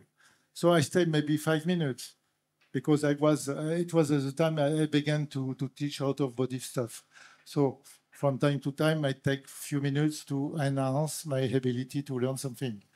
I'm not so very fond of working out of the body, doing some work. So I worked 5 minutes. I couldn't imagine. It wasn't possible for me to touch anything physically, even inside the body. But after that, I understood how it is possible. You have to create an energetic ball, for example, an energetic sponge, and to be able to stick to the energetic field. So this is an example. I was telling you a story. So I have a full team at the beginning of 2014, coming to me and trying to get me out of my body. They were, during the weeks and the weeks after, more and more efficient. So well, let it do. This is very nice, because they are more and more able to get it. Without, I didn't make any effort, just lie on the bed and wait. So these guys were coming, get me out of my body and disappear each time. But something happened before they completely disappear and never come back. I tell you, this is a real story, absolutely real. I was just married, not with Van, sorry, but I was just married. And I went to bed, and I was sitting on bed, but I have, I would say, a plan with my wife, something to do when she can go to bed. I have a plan. Is it clear? I was preparing to do something. I sat on the bed, and suddenly I feel this guy trying to pull me out of the body. I was just sitting on the bed. So I was very furious. I said, "Get out of the bedroom. It's my bedroom. I have another plans." But I felt him trying to pull me. I was not, absolutely not quite. I was willing to do something. I was fully alive. You want to see what I mean? Fully alive. In fact, they were trying to pull me out of the body, and they were about to be successful. I wasn't frightened by that, but I say, "Go out of my bedroom. This is a private place. Go out. I will be with my wife. We have another plan." So they went. When they gone, they were gone, and they never come back. Never. After that, I was thinking about that. Probably it was a test, and I was not successful in this test. But I have to get rid of everything, including this type of desire, very strong. And sure, they will be able to get off of my body, even with disease. I have just to let it go. This is an example of the helpers. When they didn't give me any lesson, they just fade away and disappear forever. They never come back. It's a real example. But I have many students that they see, they meet helpers at the very beginning of the training. So you have to wish for their help. This is very useful. Just wish for being of light with pure intention. Note, please don't choose energetic body, energetic beings, because with energetic beings, you have a transaction and you are the loser each time. So don't ask an energetic entity to help you going out of the body. Never, ever. And I will go back to this point further, but don't, in any time, don't associate yourself with an energetic entity for any reason. Never, ever, ever. Never. Don't do that. Okay, we go back to that. Okay. Apropos of this, I have a question. Have you ever met benevolent light beings who were interested in the earth and even perhaps wanted to help? Yes. But most part of the time you meet a light being that doesn't know that Earth is existing, because the creation is so wide, but you go so far away that we're talking with them about Earth. You have to teach them what is Earth. So sometimes you have local helpers, like being who help the planet. Sometimes you meet them. It's not so frequent because normally when I'm out of my body, I go far away. So yes, you could meet them. But I'm not so very fond of hearing their lesson and what I'm supposed to do. Most part of my life, they like to talk with me. Sometimes they were able to stop me in another place. Sometimes.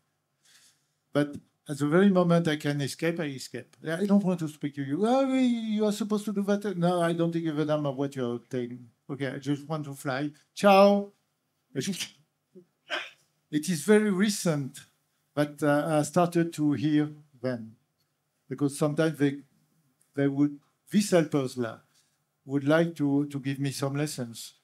Donc, the main part of my life, I would not hear any lesson. I have no passion for that. I just want to fly and to go away. No, don't. Please, I don't give a damn of what you're talking about. Supposed to write a book, for example. I don't give a damn of writing a book when I was a younger. You're supposed to do that and so on and so forth. No, I don't. I want to fly. Ciao. So it exists. Yeah, probably Sonia have met them. But, I was so reluctant to hear from another beings because I was pretty, I did not know how to think at the very beginning when I was young. So I was avoiding many things. My favorite travel is to fly over landscapes within the stars. That's it. I could do it forever. I go back to that because it's a mechanical sensation. Yes, the real difficulty, because it's exactly what what I did to you. It's the same sensation. You are pulled that strength. It's not very gentle. You're gliding. No. You are pulled strongly out of your body. It's like that. So maybe if you wish, you can wish to be helped. When it happens, it's a big surprise. It's a bloody big surprise. Because there's not laughing. It's serious. You are serious pull. It's so surprising that you could react and say, no, not now. It's too strong. This is normal. You will be helped in any way. We have helpers. We have a team for. I take this example of Maria. Maria has a little coach, me, in the material world, and she also has nice coaches when she's out of her body. I am just a little one, push outside, and after that, the real competent people, clever people, are taking care of her. There is kind of team. This is true. I go back to what. This is the most. Yes. The most important part.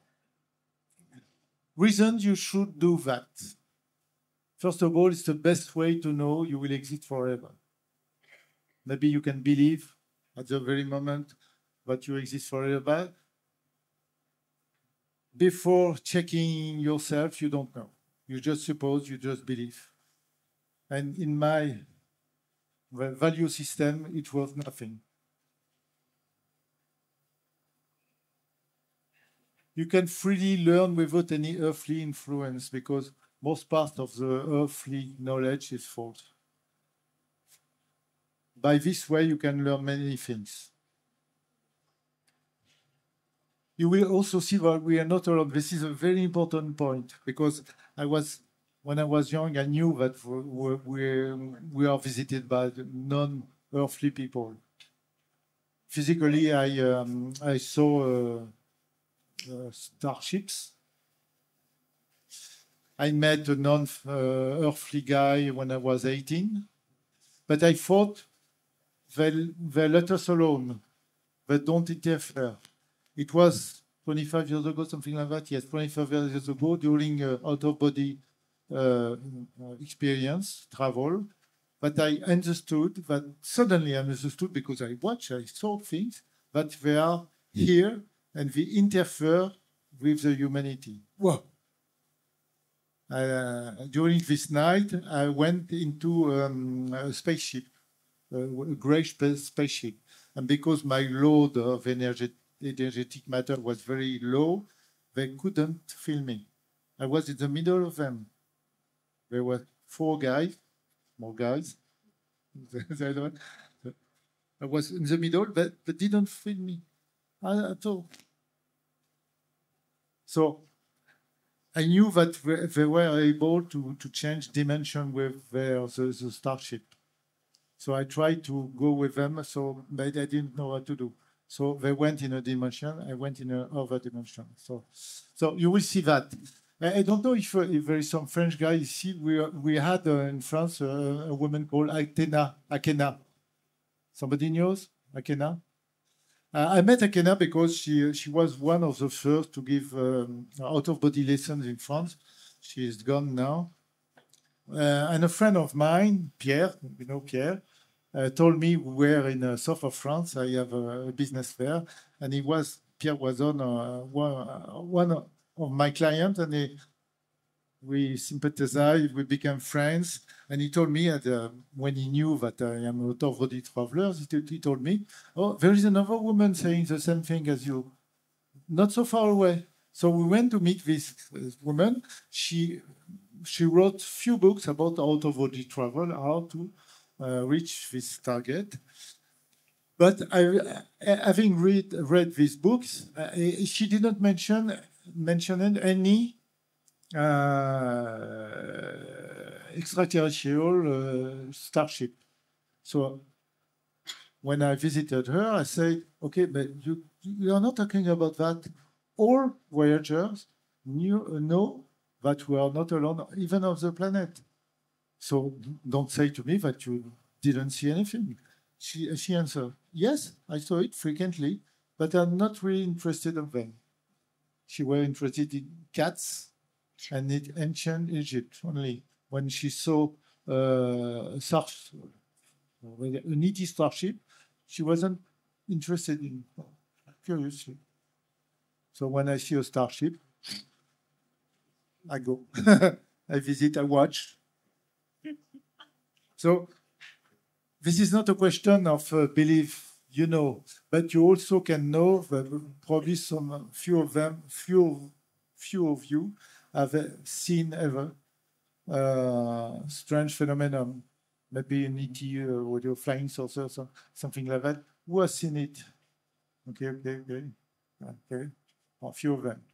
This is real. Also, so this is a very important point. It changed everything. Huh? You think we have master of the planet on the planet. This is, I don't know, the master, the president, and so on and so forth. No, they are not the leaders. The planet is managed by somebody else. It's controlled by somebody else. And you will find details in the book. You can meet your eternal family. What is your eternal family? It's people you know for millions or billions of years. But believe me, you have forgotten all of them now. This is very strange. People you know forever, and you have forgotten they are existing. This is very strange. You are crying when your father and your daughter is dying, and you feel pain, but you don't give a damn of friends for eternity. You have completely erased them. This is strange. Because this is so nice to meet them again when you're out of the body. So it's impossible to describe. Imagine, you know, friends for zillion and zillion of years. It's so profound relationship. It's so complex relationship. It's so deep love. And we forget them. This is very strange. You will find again the real joy, freedom, serenity, purity during your voyage. You will see wonders beyond astonishing, beyond any imagination. This is the reason why you should do that. So we have to be able to go out of the body to work on the 4 parameters. First of all, intentions. The only thing you have to put in your mind is because I have the question a few minutes ago about the intention. Was it, yes? Okay. The only thing you must put in your intention is exploration, curiosity, freedom, adventure, knowledge, evolution. Nothing linked to a physical thing. Nothing. no health problem, your problem or problem from other, no money, no love, nothing, no glory. Avoid everything about that. Your attention, only curiosity, search for truth.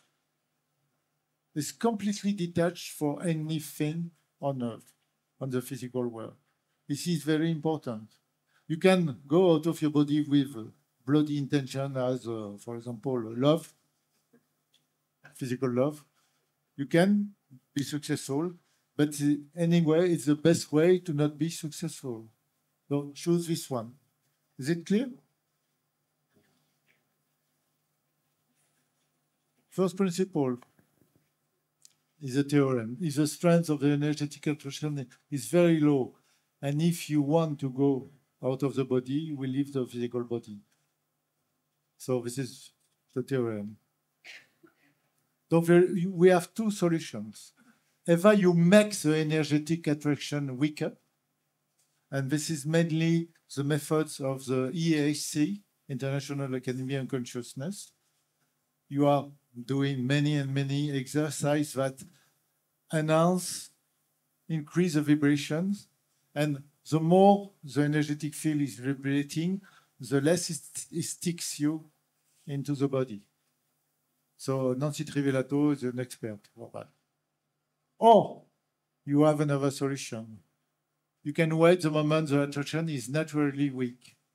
Example, you are close to death, when you are very sick, or period of time while the body is sleeping, like 10 months.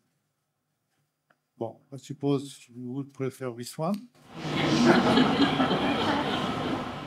And just an illustration of what happened during the night. And this is the strength of the gravity, you know?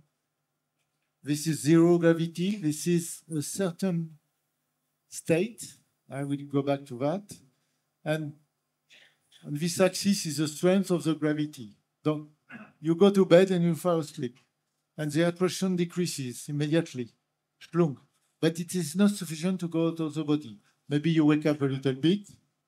Maybe you fall down another way, another time, another time, another time. And this time, you are here. This is what we call the low attraction area.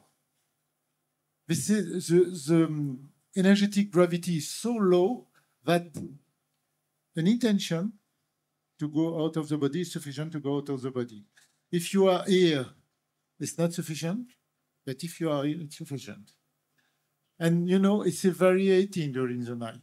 But the more the night is long, the more the probability to have period of time in this state is probable. You understand? Okay. After that, you get up, and this is a maximum of stick gravity. So, when you understand this type of phenomenon, you understand that there is another way to get rid of the physical body. You just have to do things at this moment, or at this moment. Understood? Because this is naturally, you are naturally not stuck in the physical body. Yes. Yes, I will get back to that. Yes. Yes, this is a natural, but you know, we have different periods during the night. You sleep, you wake a little bit, you sleep again, and so on and so forth. We'll come back to that. So if you want to control the energetic gravity, you can do exercise. It's a method, EAC method, what we call the VELO. VELO, voluntary energetic longitudinal oscillation. You put your energy, for example, a disk of energy here, and you push here and here, and quicker. It warms the energetic field, and at a certain moment, you are not stuck in the physical body. For some people, it's very easy. For some of us, it's very difficult. You have to exercise many times. But what is also decreasing the gravity and increasing the frequency on the energetic field is your ability to stay in the deep state of peace without sleeping. And Shradaloo is an expert of that. What is also a way to momentarily detach yourself from the gravity is to do what we did a few minutes ago, to release momentarily all your attachment of human local stuff. The links the human created with past, present, or future objects. The links created with other beings living in the same bubble of reality, including virtual relationships. The links created with the basic needs of the physical body, and the link created with so-called knowledge, belief, opinion, and certain evidence.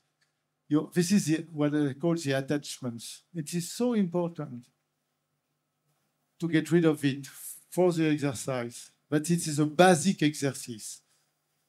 You have to do that, to detach momentarily from this attachment. All this stuff. Don't forget this one, don't forget this one, don't forget this one, because if you forget an important load, you will be stuck in your body. So some people are able to detach themselves in one day, because if you do the correct thing immediately, you will go out of your body immediately. There is no other origin of to be able going out of the body. This is the complete picture. There is nothing else. You have to do that or to do that because of the theorem, the basic theorem. Oh, so I pass now. So we'll talk about that. Oh, so okay. The consciousness and the place to stay or you go are the same thing. Whatever you put in your attention, this is immediately operating. Even the very small intention. So we have to work on intention. It's so important. You can imagine. You create your mental boundary every second.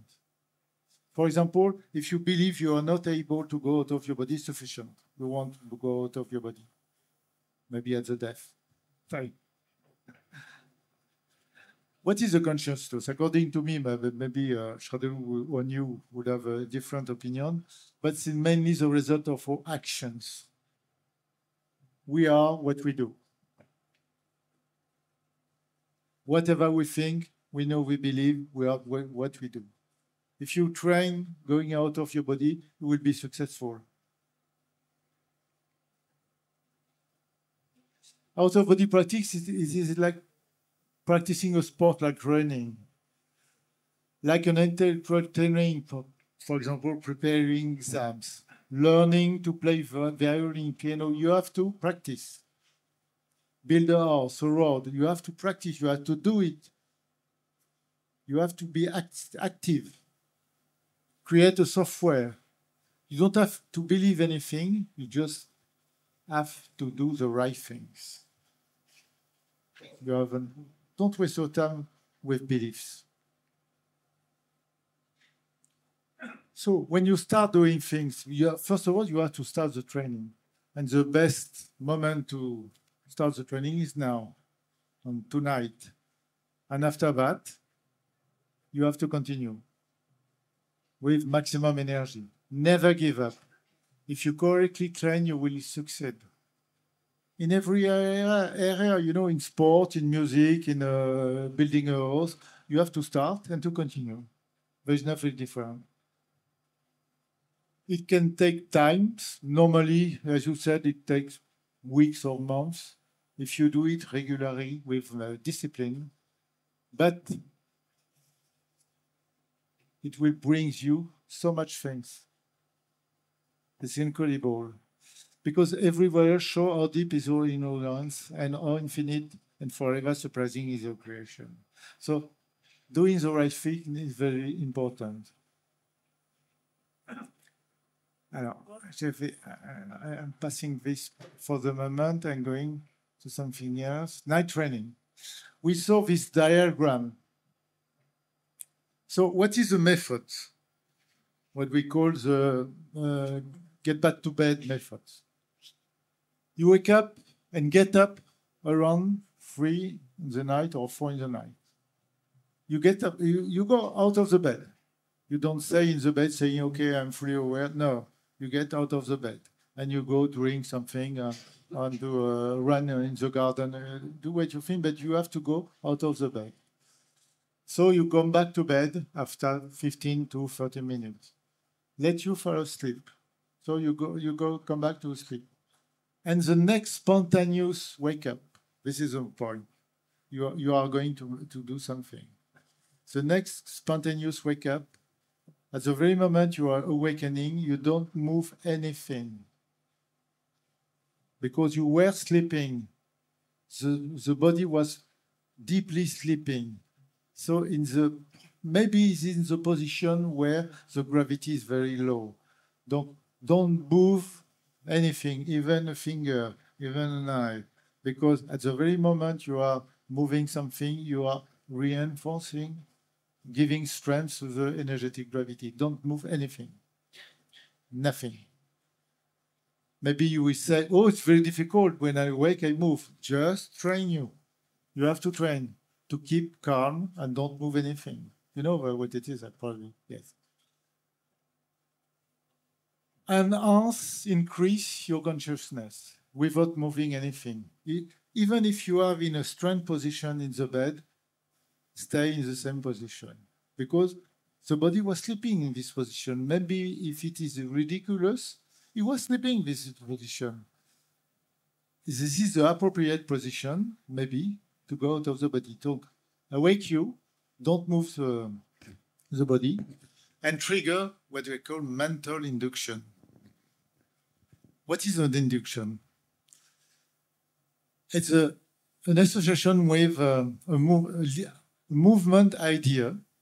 For example, what is the sensation of walking, of jumping, of flying, of skiing, of starting my motorcycle?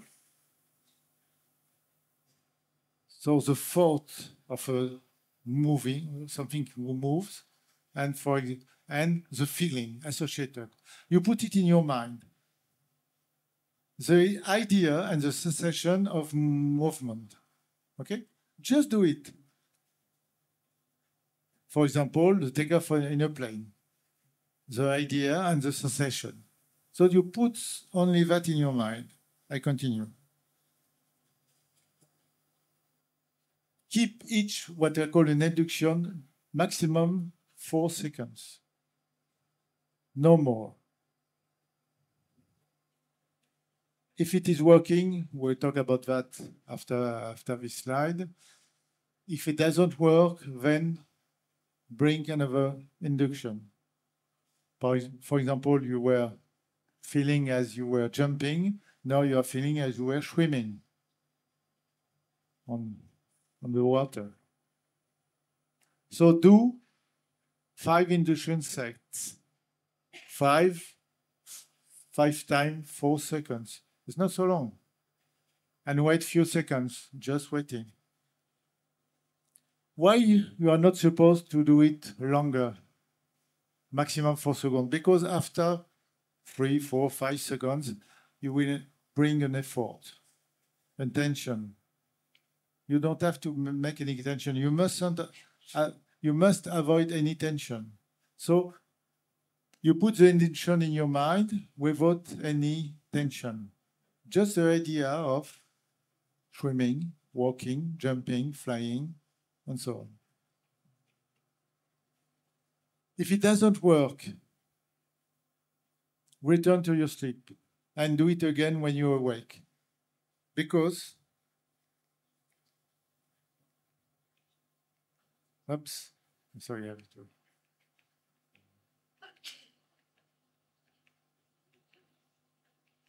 Because.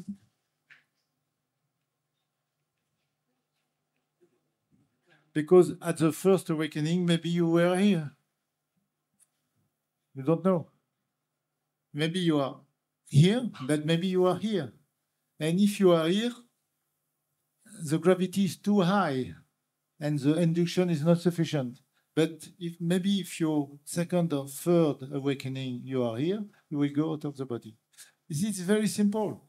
It is so simple that the students are completely surprised when they get out of the body with this method, because it's so easy. It's very easy. You get out of your body and you're outside. But it was so easy. Yes, it was so easy because you did it here. So how to be successful is very simple. You have to try it many times, because maybe you are here, maybe you are here, maybe you are here, maybe you are here. And the more you try, the more you get a chance to be here. Is it clear? Try this. This is the most easier way to have the first experience. The most soft, it is very soft. You don't have to face fear, for example. You have no fear with this method. With the energetic stuff, you could meet what we call le gardien du seuil. I don't know it to translate in. There is like a prison guardian.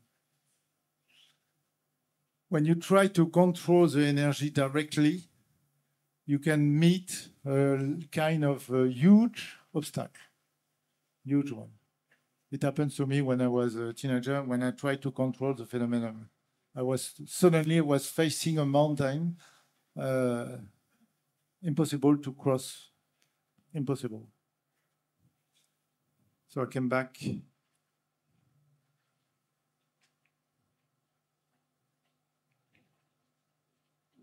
So the question is to do it few times a week. I recommend 4 times a week. It doesn't take energy, absolutely not. It doesn't take time. It doesn't. You are not going to be tired also, because it's only 1, 2, 3, 4 minutes during the night, and you are supposed to sleep anyway. If you go if you go out of your body, fully aware, your body is sleeping and is getting rest. You don't need any energy. You are not tired going out of your body. Your body is resting, is sleeping. So he's in good shape. When you go back to your body, he has slept, he is in a good shape. Okay, but this is his story.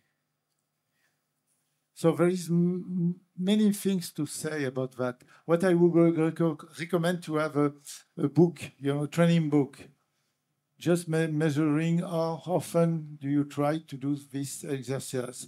You can combine it with the velo, for example.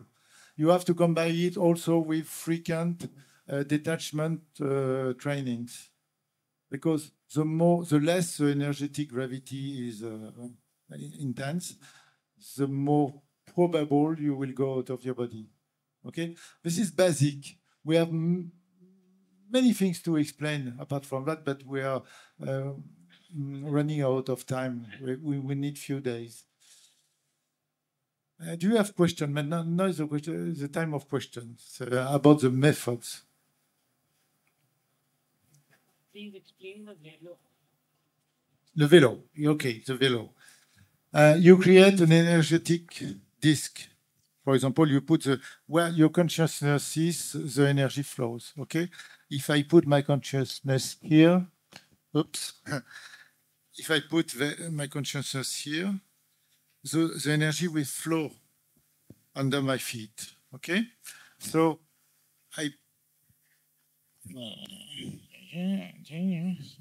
yes. So I create. I assemble.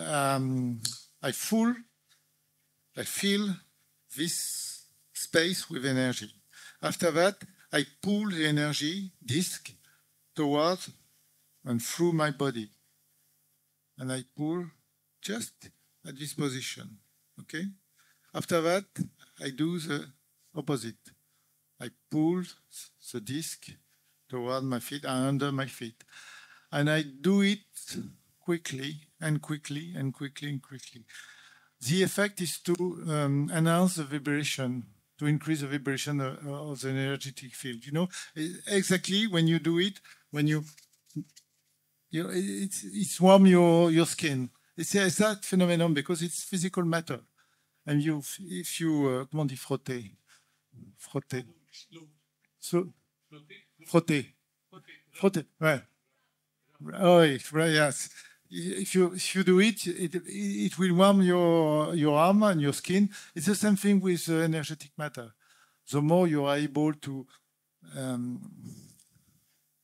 réunir, to gather, yes, to gather the energetic matter, and the more you are able to go very quicker and quicker, it will increase your energetic frequency.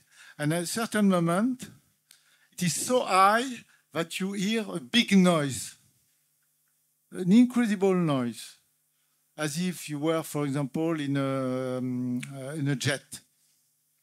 But it's also like a big wind, but with electric sparklings. You know, it's kind of you will be frightening. It's so surprising, it's so powerful, but at this very moment, you are able to go out of the body because it's no more sticking you in the body, because you have making vibrating enough to not be stuck in your body. You understand? So this is not so easy for some people. You have to train and to train and to train. But you can use this method also to increase, to melt it, to do it sometimes to increase the other possibilities. If you do it sometimes, for example, you are in the physical body and you are making induction and you are stuck in your physical body, maybe a single or two velo, voluntary energetical, will be sufficient to increase the frequency. Just trying. Maybe just 1, 2, up, I got out of my body. Try it. You have to use every tool possible. There is many things to learn because we have not time enough here to explain all the stuff, but the main laws are explained here. Do you have any question? Yeah, okay. Micro, yes, mic. So could you help understand the intention and the induction? So the intention is to kind of travel out of my body. No, the induction is the idea to move. For example, walking, swimming, flying, jumping, any idea, any principle of moving. Okay. And then Going into the kitchen. So, but you have to associate the feeling. Yeah, okay. Skiing, riding a bicycle, a motorcycle, a car, I don't know, a balloon, you know. This is the induction. The idea of moving associated to the sensation of moving. This is what I call an induction. Okay, thank you. Yeah, I had a couple questions. The first one was, is it always accompanied by a very strong sense of pulsation, like your whole body's being rapidly vibrated intensely, or sometimes do you just click out and just go right out of your body without those kind of sensations? For me, yeah. Normally I don't use energetic stuff. I detach myself from any load, and I stay in a deep. I erase all mental activity, as you know how to do that. I am in this state of peace, and I put the intention to go out of my body, and after that I write. It's automatic. Normally, when you have hundreds and thousands of out-of-body travel, intention is sufficient. You just put the intention and wait. And when you're skilled at it, is it something you can do any time of the day when you want to? Just go to your room, go into it, and 5 minutes later you're there? Or is it much easier to just do only at nighttime? Yes, probably if you are a beginner, it's better to try in a nighttime, but you go out of your body during naps also. I did it 3 days ago. My wife was it. Yes. Also, through many of these journeys in these other kind of realities, when you come back to the physical reality, do you kind of sense yourself parallel processing the alternate realities and this physical reality simultaneously, like the way you're living your normal physical life? It happens, yes. Mhm. It happens, yeah. So you're conscious in both realms Yeah. simultaneously. Yeah. Sometimes it is very strange effect. And sometimes you bring with you new abilities. And sometimes some abilities would disappear with few days, but sometimes not. Sometimes you bring new abilities and it stays forever. Sometimes I have strong experiences in business as I was a top executive or director.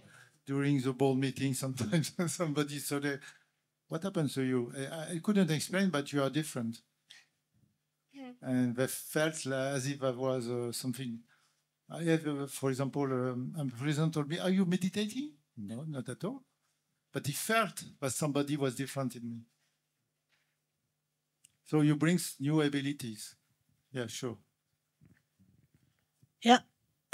Regarding the velo, I wanted to ask, when you practice the velo like we do with IAC, it's like moving the glue you are talking about. Yeah, like you move it up and down, up and down, Yeah. and you make it like less sticky. Yeah, in order to free. Exactly like the physical glue. When you move it quickly, you warm it and it's less sticky. Yeah, this It's is the same thing. But you have, I don't know because I didn't have any course with EIC, but when I practice this exercise and make things completely differently. But I I teach it to my students. It's much more complex. okay. Yes, it's a very simple exercise, the velo, but I made it very complex. If I could do it, it's more efficient. Okay. Yes. When you're out of your body, what happens if something interrupts or disturbs your body? Either a person, you come back. You go back immediately. Yes. There's no. Sorry. Yeah. You go back immediately. That's a pity. Okay. If your dog is moving or your wife, you go back. Yeah. Thank you.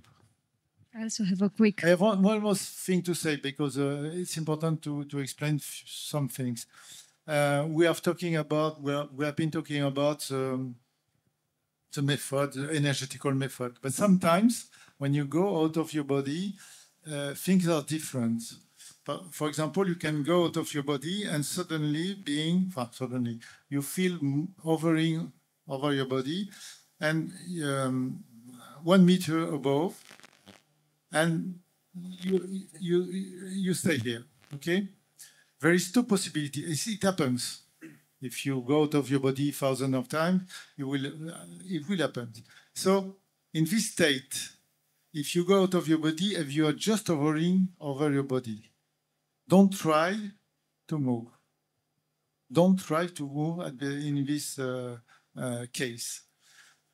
Because if you try to move at this moment, you are very close to your physical body, you will go back to the body, okay? Just wait for something. First of all, you have to wait to be able to see. Because when you go out of the body, you are in this bloody mud, and mostly you don't see anything in the sleeping room, in the bedroom. But when you wait, when you don't interfere with state, normally there is an automatic thing. What happened? You are over your body, and suddenly you gain altitude, and you become straight, feet towards the ceiling. You go on the right, on the left of the body, and you are falling down just over the ground. It's automatic. Don't ask me why. This is automatic. You don't have to do anything. At the moment you feel you are able to move your arm, go away. Not before. When you are paralyzed, because you are in a paralyzed state over your body before that. Most part of the time you don't see anything, but you are absolutely certain you are hovering over your body. So if you feel unable to move, don't try to move, because you will go back to your body. Just wait for this trip, little trip like that. At this moment, go. Okay, not before. Not before. Okay, when you feel you are able to move your arm, and not before. Yeah, I have a few questions. Thank you for your words. I travel for many years, but I never control it. So when you are talking about fears, that's something very, it had sense for me. So I have 3 questions. I try to be quick. When you reach that state, about what you said, that sound in the ear and the electricity, how do you just jump? Because generally, immediately, in that interstate that you were talking about, like that dark place, you're just going so fast and hear many things, and I don't know. Sometimes I feel I'm so far away. You are so far away. It could be just high, you say, or down. I don't know, but it's like a roller coaster. It's not so bad, but I tried my best, but it's not possible to open my eyes. You were talking about that. It's a kind of an answer, but how do you get rid of all the things? Sometimes it is. I don't know why, but I cannot control. You mean the place you are supposed to go?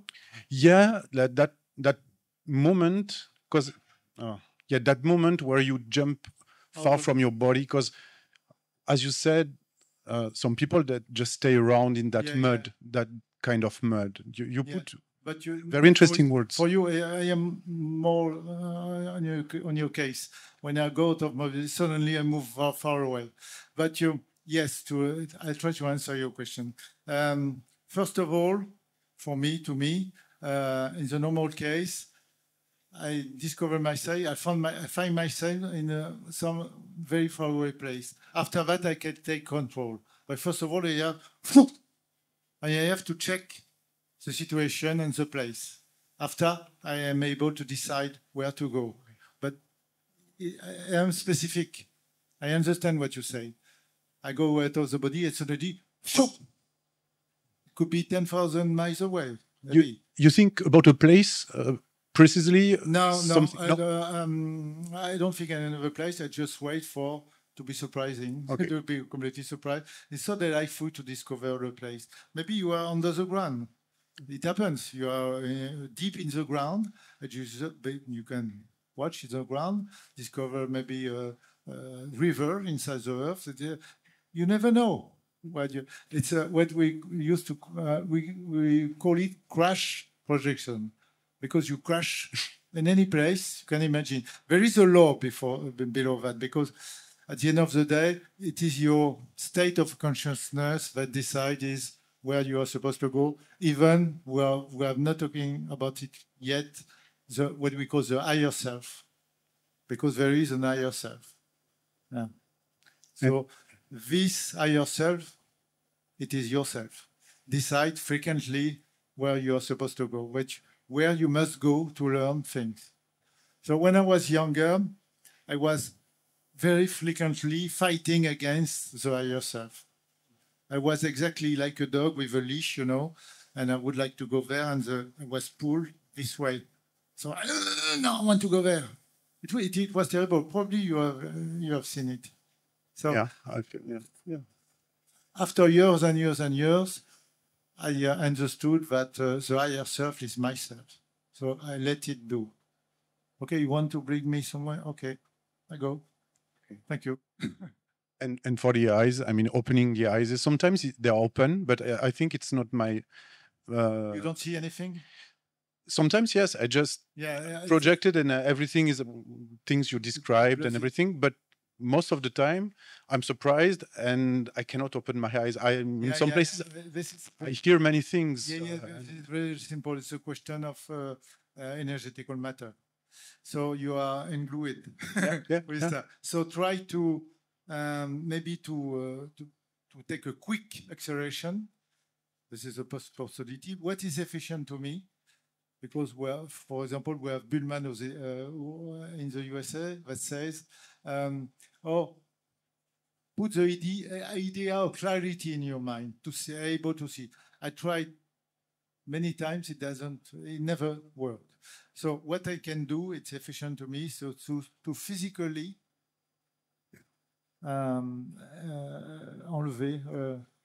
remove the glue with my hand. Okay. So I did that. I would clear the window everywhere. So for me, it's functioning. Okay. Try that. Okay. If you don't see anything, it is because the energetic glue. It is the only reason. There is no other reason. Try to get rid of that. Okay. Thank you very much. You will see it happen. Thank you. And if I may add something about some questions, and it's my own experiences, about the lucid dream and what you explained very nicely just before. Something which works a lot with me when I'm in a lucid dream, I decide to die or to jump from a creek, or just like you say, just take a plane, and it's the way it starts. You're absolutely right. Well, I wouldn't recommend the lucid dream, but it happens. It could help you going out of your body. There is a big inconvenience. Always the same. There is a bit bad aspect, but you 100% of the time, mostly 100% of the time, you are not able to stay in a full consciousness. And when you go out of a lucid dream, you are bringing back into a dream after 1 minute, 4 minutes, and so on and so on. That's a pity. Yeah. But it's the reason why my advice is to try another methods. But yeah, I know it could happen. I have lived many times also. Yes. One more question. How do you direct yourself to arrive at certain places which you want to explore? Like the higher worlds, you want to see what's happening in the higher worlds. What can you learn from there? What can you bring back to Earth? What could be useful for us here to know? Those things, and not just go out of the body and end up anywhere to, and just fly over landscapes, but have a purpose there. Meet beings. Yeah. That would be interesting. Yes, it is. We have so beautiful story to tell. That when I am out of my body, I have only one desire: is to fly and to fly and to fly and to fly and seeing beauties. But very frequently, I am taken in charge with benevolent beings. And believe me, it is very surprising. Sometimes it's like a show. It's like a show. It's an incredible show. I will try to explain, to give you one example. This time I was out of my body and I found myself in a sort of village. It could be in England, but in the 19th century. But everybody was absolutely clean. It was incredible. It was perfect. Nobody there. So I was fully aware, and I watched. Okay, there is no electric things. I'm probably in the past, but it's so clean. Everything was perfect. There is no dirt anywhere. So I was wondering, but where I am. I was fully aware. So I was wondering what to do. Maybe flying and going away. And suddenly, I saw a woman walking in a little street. They didn't look at me, not at all. So I fly to her, gently to her, and say, "Where are we? There is nobody here. But there is these houses everywhere. But what is it for? There is nobody." And she tell me, it's a real story. She told me, but you should go to the little house at the corner. And if you want to meet people, you can go there. It was so little, like some of see. If I saw it from the external, I would say 5 square meters. Okay, I went through the door and entered this place, and it was very wide, very big, immense, because in the non-physical world, the dimensions are not you can compare. So you can feel it is very small. It is absolutely not small. So it was full of people, like it was a sort of nightclub or a tavern, and nobody paying attention to me. There were human beings, appearance, as if they were dining or drinking, but nobody was. There is no food, no drink, nothing. There was talking each other. So I felt because I felt this being was very more evolved compared to me, higher beings. But very normal appearance as you can have on a Earth level. So I was very shy. So I entered this place and I moved. I was fully aware of being out of my body, no problem. I was so curious to examine, to analyze this place. So I went through a corner and I stick myself to a wall. And I was just watching what happened. Nothing happens for a few minutes. I just feel, what is this place? What are those people? Nobody was staring at me. Nobody.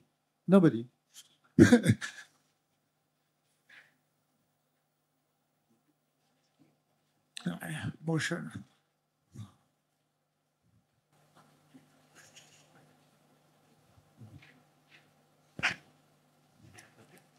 Sorry, I need it is so surprising. I'll try to get rid of it. I was like a child who would like to not be observed, just be here and observe. Nobody was, one more time, watching at me. Nobody. And suddenly the girl who said to me, okay, you can go in this place. What? She was like an average woman, physically speaking, you know, not so beautiful, not so ugly. Suddenly she appeared again, one more time. And she was like a princess. A princess, incredible princess. She has an incredible dress, and she was a so beautiful woman with luminous body. I was completely overwhelmed. It was a metamorphosis, incredible. So she appeared like that, as if she was an artist. And suddenly there was a ray of light, suddenly like a laser, that appeared. I was completely surprised, and it hit a wall at the end of the room, and the wall disappeared, and the cosmos appeared before. I was completely surprised. It was incredible. Sorry. After that, there was another ray of light that was pushed to another wall. And at this moment, this wall disappeared also, and I saw the cosmos, the big cosmos, the stars and so on and so forth. And suddenly, new people appeared in the room. They were dressed in black, and some black, very beautiful. And they were a kind of artistic team. And they plunged into the cosmos. It's difficult to explain because it was far away, but we were all able to see far away. You can do it with the body of light. So they were dancing, they plunged, they went into the deep space, and they were moving as an artistic team. And it was so beautiful. I was completely, wow. You don't have to breathe, you know, in an astral body. But yeah, if I was breathing, it would stop. I was so surprised. So I was sticking to the wall, to my wall, saying, wow, these people are so wonderful. But nobody was paying attention to me. So I watched the show. And there was this woman in the space also with this beautiful body of light and this dress and in princess, incredible beauty. Sorry. And suddenly, a man came to me, and I was in the corner. I was as little as possible, saying, okay, they are so beautiful, these people. And he took me with his son to invite me going in the space. And I understood at the very moment that all this stuff was organized for me. To, comment dire, m'accueillir, to welcome me, all this stuff. And I understood at this very moment that they have been able to create all the stuff in few seconds without any training. Everything was perfect. I wasn't able to penetrate their mind because they are able to block your investigation. And I was also respectful of what they are. So it's not the only time I was welcome like that. It was incredible. It was a lesson so deep. When I came back to my body, I was praying. And because you feel so insignificant out of your body when you meet these people. They are so high, they are so beautiful, they are so intelligent, but you feel nothing. You feel just a dog, a small dog, nothing. So you don't want anybody to watch you, you know? And at the very beginning, nobody was watching me. But it was just a kind of show because everybody was watching me. It's just an example. I have few experiences like that. And when you come back, you have a lesson, you know, you have a lesson. You are nothing, but you are something. And they have not teach anything to me. They just demonstrate. I have to show you what you are. You have nothing. You are nothing, but you are important at the same time. You know, it's just an example. When I come back to my body, I cry for half an hour. So, okay. But you are living such things out of your body. You are surprising each time. Sometimes, for example, you found another example in the book with the, you know, I remember the horse. Yeah. It's so, oh, okay, you lived it. Sometimes you are alone, you fly, and sometimes you are welcomed by people, incredible, high-level people. They are not negotiating with you. They are not giving you lessons, not at all.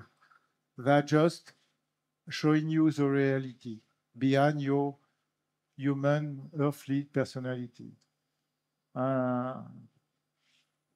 It's just an example. Sorry for playing the difficult one. Any question? So my question was related to that itself. Yeah. That how has it transformed you? Or so you have already, I kind of shared it. But earlier in the session, you have emphasized on feeling or experiencing rather than imagining. So, but I have not yet practiced OB, but for me, everything is like to start with is an imagination. So, how to distinguish or from imagination and feeling? What you live is far away from any imagination. If you try to imagine something, you are very limited. What happens out of the body is far beyond any imagination because you are living, you are watching things you can imagine. It's not possible to imagine it. You are so surprised because, according to me, because I thought about it when I was young, but I saw things beyond imagination. Imagination is a kind of recycling body experience.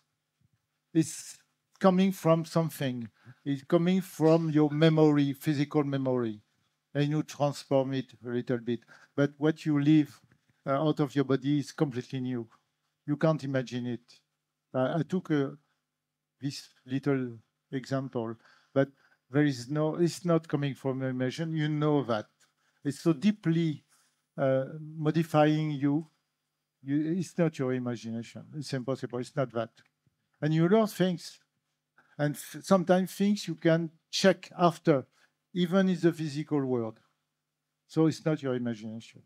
I know what is imagination. Right. Practice, do it, and you have no longer this question. It's typical the question you can ask when you don't have out-of-body experience. Fully aware. After that, you don't ask this question. No, finished. You know. Yes. Yes. So we go out of body, and we sit in the presence of the Creator, as you mentioned, yeah. And we choose to sit there for a period of time and practice our spiritual practice, meditation, concentration. There, what would be the difference or the advantage or disadvantage in doing that? The different practicing here is more difficult here. More difficult? It's more difficult. What you gain here is very worth. It's very important because it's very easy to contact the Creator because you don't have to make any effort. Here you are in an inertia world. So what you do is very difficult.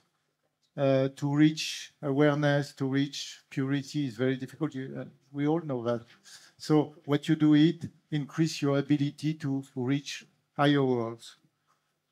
According to me, the only target is to be able to reach higher worlds.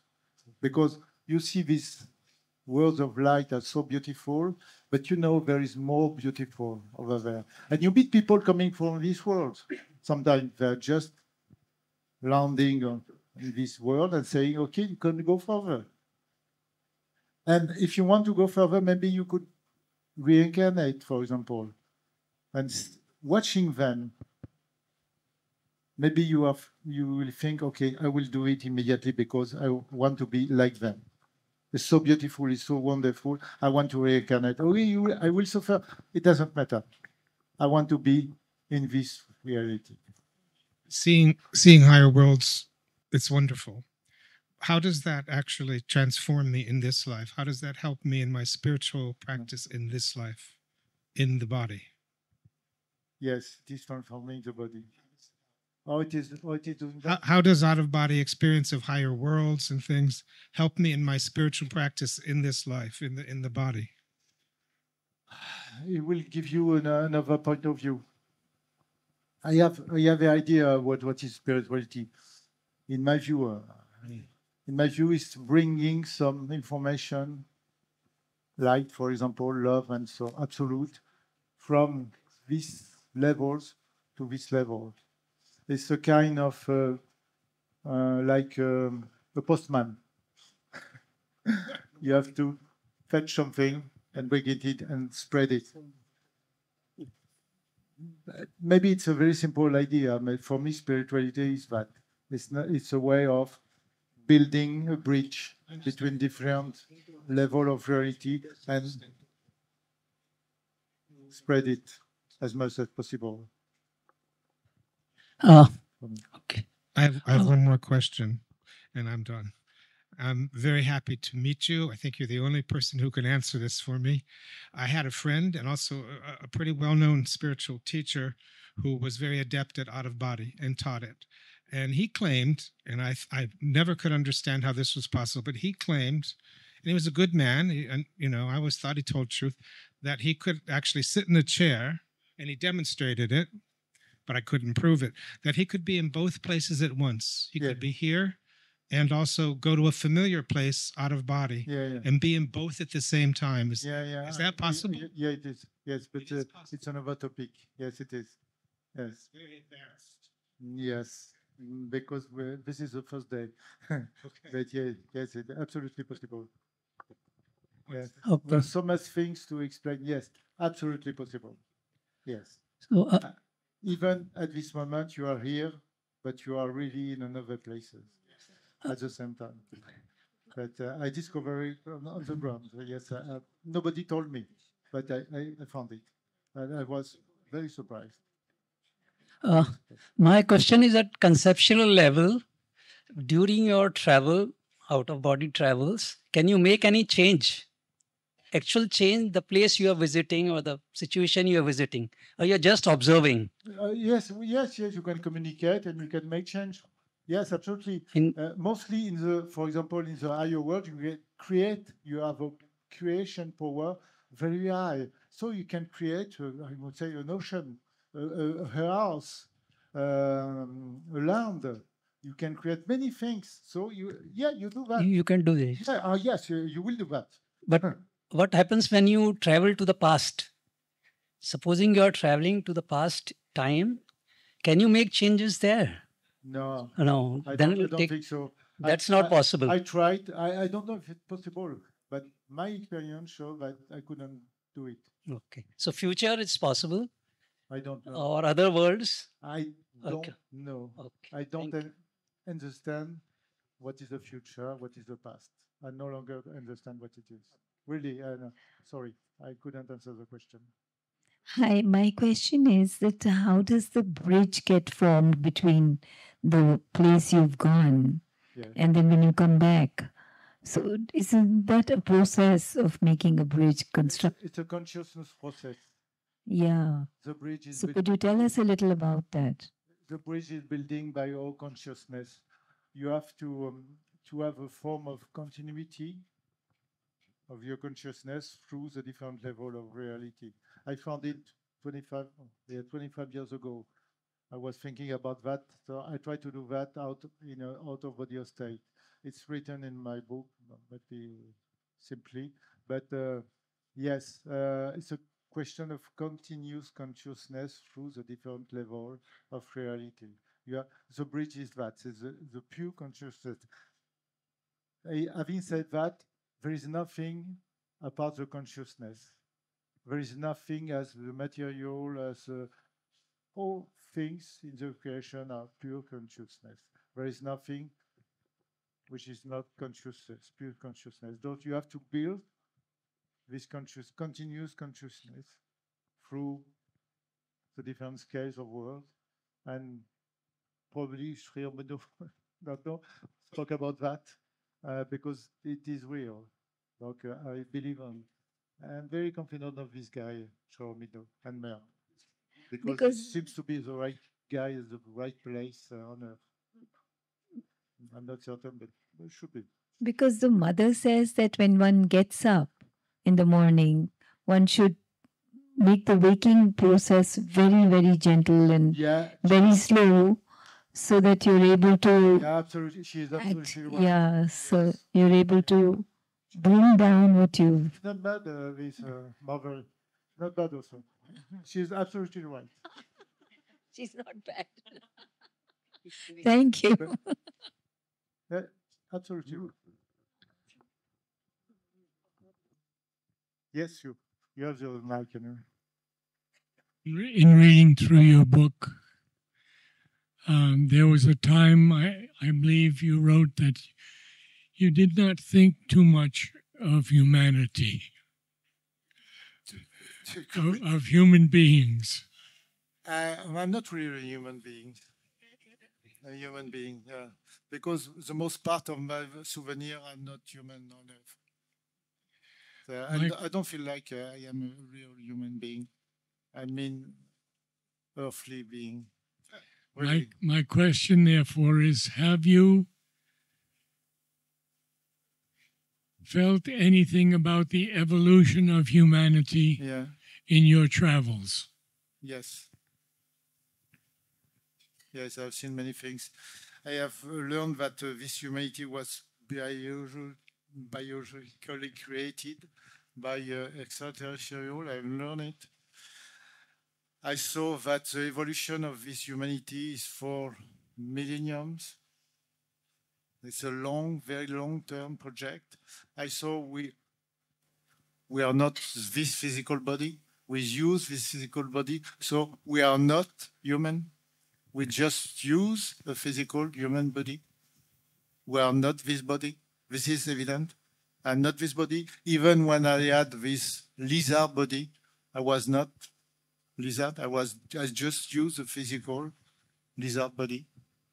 What we call the reptilian body. I'm not the body. You are not the body. So after that, you see what is the big picture. You see more clearly what is the big picture. And the more you understand that this is complex. You understand that, but you see that you have to understand that, and that, and that, and that, and that. And it doesn't stop. There is no limit. You have to understand. You have to learn so much.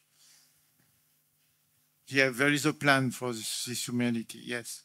There is a plan for every being in the creation. And there is also the eternity. So what means evolution through the eternity? That's a big question. What means the evolution through the eternity? Because we have been existing forever. So you had time to evaluate. Because you have been existing forever. So you have so many questions, with no answer. So the more you are progressing, the more you have new answers. So I would ask them, do you see an evolution from man to a higher man? Yes, it happens everywhere. On every planet, physical planet or higher planet, it happens everywhere. There is an evolution. But not only of men, because we are so full of selfishness on this planet. So full of selfishness because we are so surrounded with other beings we call animals. Well, it's a strange idea. So the human being, the human earthly being, is separate from the rest of the creation. This is completely false. When you go out, when you travel out of your body, you meet the so-called animals. And you are very surprised to discuss with them. Cats, horses, and so on and so forth. So the more you are traveling, the less you are imagining, creating these walls between human beings and the animals. They are beings, fully beings, and there is no hierarchy between human beings and the other so-called animal. This is absolutely false, totally false. It's not a question of morality, of not an ethical point of view. This is purely false. You see it clearly. We have an example with Maria. I come back to Maria. Recently, it was last year or the year before, she has a contact with fishes. Suddenly, she became aware of their suffering and everything. And suddenly, she stopped eating fishes. All of a sudden, because she became aware of the reality. We think we are superior. We think we are the chosen in the creation, but it's bullshit. We are so selfish, so stupid, really, so stupid. If you can see clearly things, you can see even in a little spider, there is a powerful intention. This is very clear. Size doesn't matter. Absolutely not. We can talk about it for hours.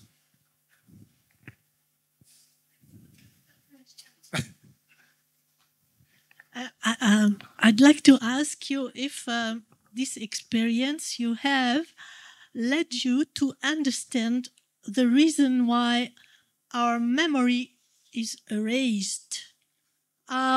Because I'm telling you, because, after reading the Roosevelt, the alien interview, he's giving an explanation which is quite scary, like it was purposely done. By this. I don't stick to You don't stick to that? No. It is a real event.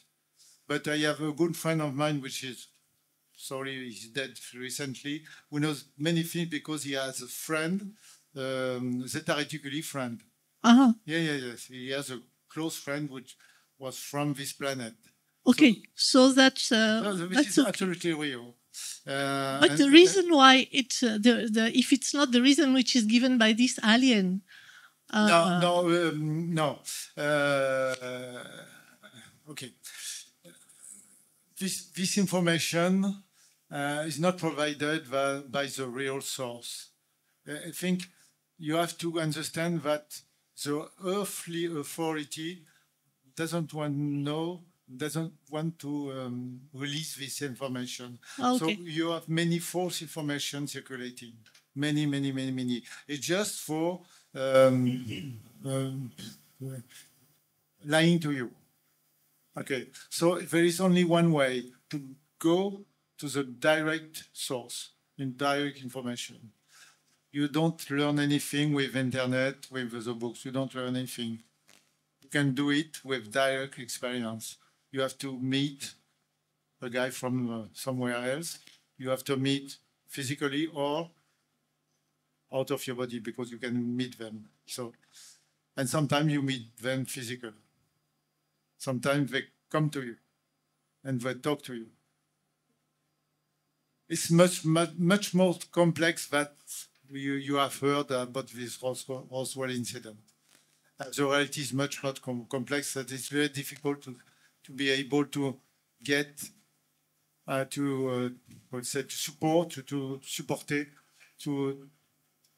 to integrate all this information with the cosmos stuff. It's so complex, it's so difficult to accept. It's very easy, it's much more easy to say, okay, there is benevolent entities and aggressivities. It's very simple. Having said that, you feel comfortable. There is bad people in the space and good people in the space. But it's much more complex. And it's much more difficult to understand because it's much more complex.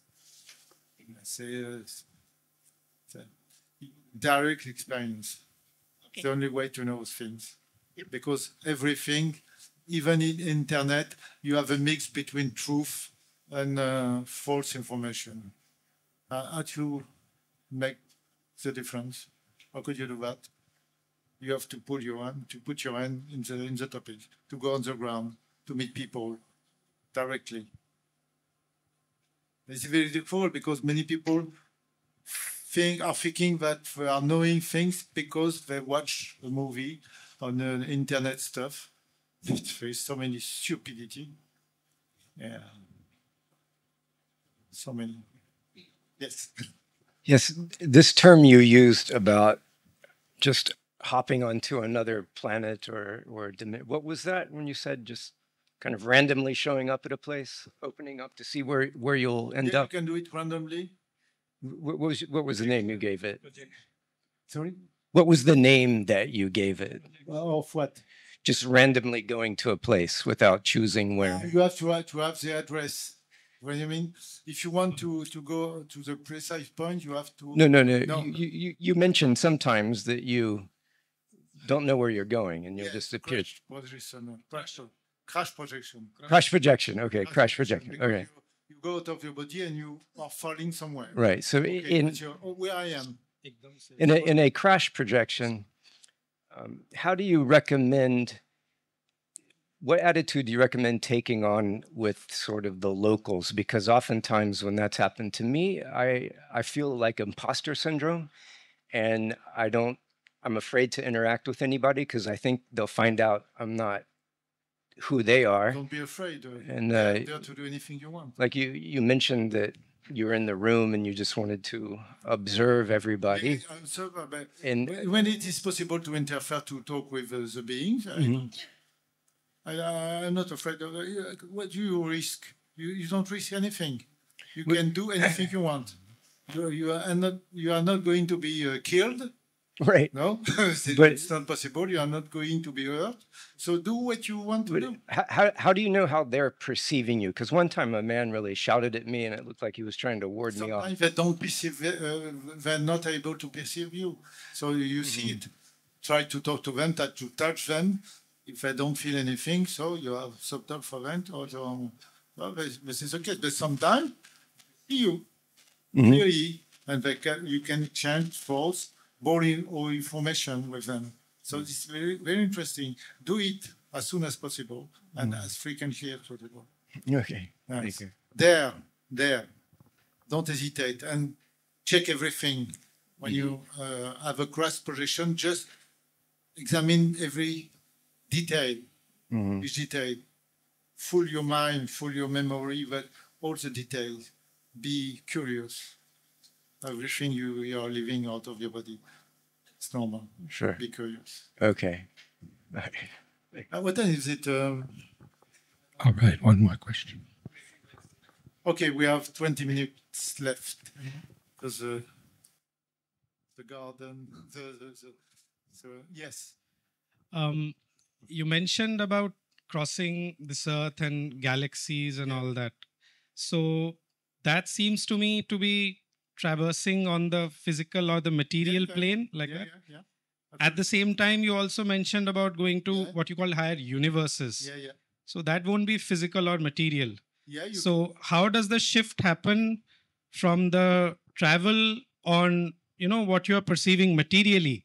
You're using the word galaxy, right? So it is perceptible to your visual sense, as opposed to, I guess, the vertical ascent where you go. Yeah, vertical ascent, yes. How does the shift in the body that you are having happen for this? Do you understand my question?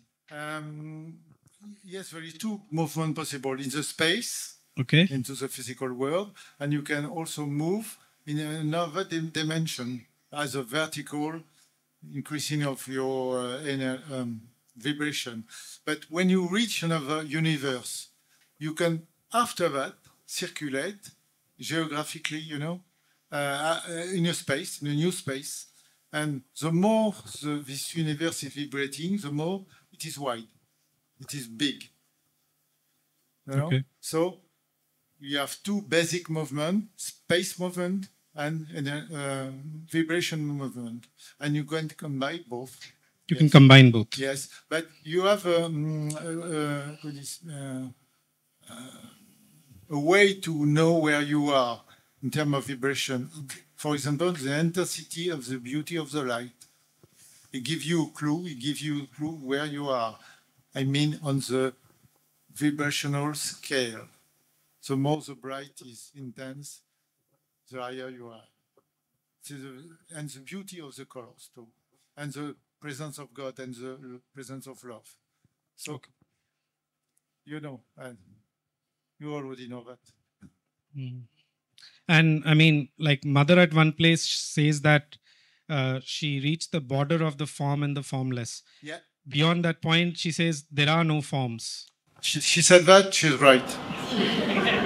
Some mother. I should have read some book, but I already know that. Yes, she's right. Marvelous. Yeah, she's right. At a certain level, you are starting to meet people, beings with no form, no shape. They are only sort of ball of light. We would say that something like that, but it's a bad description too. So at the border, you can meet people like that. People with a shape, human shape or any shape, and people with no shape. And at the border, there is a kind of melt of this type of, but over the border, no shape at all. Arupa would say in ancient language, Arupa. Right. And you understand, this plan was very hard. So she went there. She was clever. She was good. Good one. Yeah. I did it only a few times. Oh. All right. Thank you. I have one question here. So on continuing with the Mother and Sri Aurobindo, they were not a spiritual summation of the past. They brought something brand new, something new, and that is the concept, the act of the supramental into the material. Have you come across that in these high planes above? Anyone talking about that or doing that? Or what are they doing spiritually up there? We have a discussion about the supramental with Radhalou. Right. Because what is supposed to be written by Sri Aurobindo and Mer is that it will be the first time in the creation that the supramental will occur. Right. And absolutely not in the physical, yes. I absolutely disagree with that. You agree? I don't agree with that. You don't agree with No, I don't agree with that. Absolutely not. Maybe they didn't know before that it was very frequent. Maybe the rule in the universe, in the creation. Maybe I don't know the reason why they told it, but it's absolutely not new. It is not the first time the supermantle will occur in a planet. It happens always, everywhere. Sorry. I'm absolutely certain. No doubt. But I don't want to hurt you. Sorry. We have... Just as a clarification, there's a nuance involved. Sri Aurobindo is very clear that there have been rishis who have incarnated the supramental consciousness. But it was an individual realization. You get the difference? And in the work which was being done here, it was to imprint it in the collective consciousness as a whole. Yeah. So he says, yes, it has happened in individuals, but they did it for themselves, not as an imprint into the collective consciousness. So there's some fine nuance involved. But it doesn't matter. It's a viewpoint. Because it happened before, even in a collective consciousness, in what I call the bubble of realities. There is one bubble surrounding this planet. And if we are talking about this planet, maybe yes. But what about the other animals, so-called? What do we know about these so-called animals? Because we are so superior, pretendedly superior to these animals. Maybe we are totally wrong. Maybe you are totally wrong. I think we are. I had 2 questions. So that when these other worlds that you experienced, do you find them to tend to be more objective in the sense that if we both went there, we'd see the same thing, or very subjective? We would interpret it differently. If you come, for example, if you come to the same world, you will see the same thing as I see. They are objective. So it won't be different depending on our own biases, or no, you will see exactly the same thing as me. Okay. If you go to the same place at the same universe, you will see exactly the same thing. Okay. My other question was. But yeah, in this world, we don't see exactly the same thing because we are dreaming. That's the difference. You jump into the reality. In this world, if you watch this table, you won't see the same table as me. We are dreaming. But it's only in this reality that it's like that? We are not in the reality, we are dreaming. The table is real, but you don't see it as the same way I see it, because we are both dreaming. After that, we are not dreaming, so the world, the universe, the creation is more objective. You see it as it is real. We are dreaming. Okay. And based off your own experience, what do you see as the significance of Earth itself? Do you find it to be just like another planet where evolution is taking place, or do you find it's a very significant place, or there's some special importance to Earth? Do other beings see it as important? Or if you want to talk about this planet, it is significant because we are here. But in an absolute point of view, there is nothing significant. It's not a special place. Not at all. In any way. It's not a special place. This is a ridiculous idea. Typically earthly idea, human ignorant. It's ridiculous. It's because many civilizations, high evolutionary civilizations, are laughing at Earth because we think it is a special place.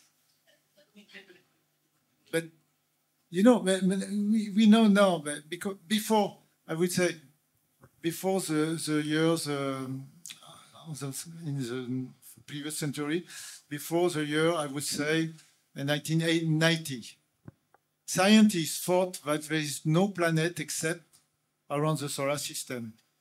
You watch a video, the more advanced scientists, Earth scientists, said planet only exists around the in the solar system. You know it's right. And they were persuaded that it was the truth. And suddenly, in the year 90, they start to discover new planets. And now they know, just 30 years after, that it is the rule. It's not the exception. There is planet everywhere. zillion and zillion of planets if you are only talking of our galaxy. This is typically a nerve thought. We think we are alone, we are special. This is a special place, a special way to be evaluated. We are chosen. God creates specially this place to have, he specially here to do special things. This is completely bullshit. This is so evident. If you go out of your body, you have so many magnificent worlds, and you say, okay, imagine you go to a magnificent world and say, okay, I am only place is a creation chosen by God. Oh, sure. Yeah, this is the place to be in the whole creation. But there is zillion and zillion on planet like this one. Many more beautiful planets also, with more evolved beings. No, this is the place to be. The only point is the creation. Through the eternity, you must be, because this is the central point. This is ridiculous, absolutely ridiculous. I have no word to explain it. This is so evident. This is stupid. The whole cosmos is laughing at us because of this type of idea. This is so stupid. One more question on that. Do you feel you can progress spiritually outside of this reality as easily? Because you hear that we come to Earth because we can progress faster here than if we were outside of this reality. Are things much more difficult or static outside of this reality, so you don't change as much, you don't grow as much? This is a very low world. So when you evolve in a low world, very muddy world, very mode with inertia, you gain more. There's a reason why we are descending through the scales and taking this bloody physical body, because each thing you are learning is learning for eternity, and it's very strong teaching. So difficulty is exactly like making sport. If you, for example, if you take heavy weights, it's better than taking light weights if you want to train. It's a very difficult training here because you don't remember who you are. You have a bloody physical body, unable to do so many things. You don't understand basic reality. You're not able to remember whatsoever. You're the bloody deep state of dream. So if you are able to learn something, you are a strong guy. So this is why we took these bodies here. Is it possible to relate some of the spiritual realities that these higher planes have taught you or related to you? Sorry? Is it possible to relate some of the spiritual realities that these higher beings were low, the higher beings have related to you? To express to us? What are they doing spiritually? Enlighten us. I can. Good. I can, for example, explain what is a spirituality on the planet I called SS3 when I was a reptilian. It's not a kind of, there is no beliefs. It's just facts, first of all. Spirituality, when you are increasing your ability, your intelligence, spirituality is objective. It's like a science. And there is no boundary between the physical world, the physical laws, and the spiritual laws. This is a unique system. Okay, having said that, you understand quickly because the technology also shows that what we feel, what we think is conscious, and what we think is not conscious, it is a false idea. Because on Ancestral, we are able to build materials, things, able to be conscious. Because it's a profound nature of everything to be conscious. So we have exotic material able to be conscious, fully conscious, not a little bit conscious, conscious. For example, our spaceship are conscious, completely, every part. It's not a computer. It's much more than a computer.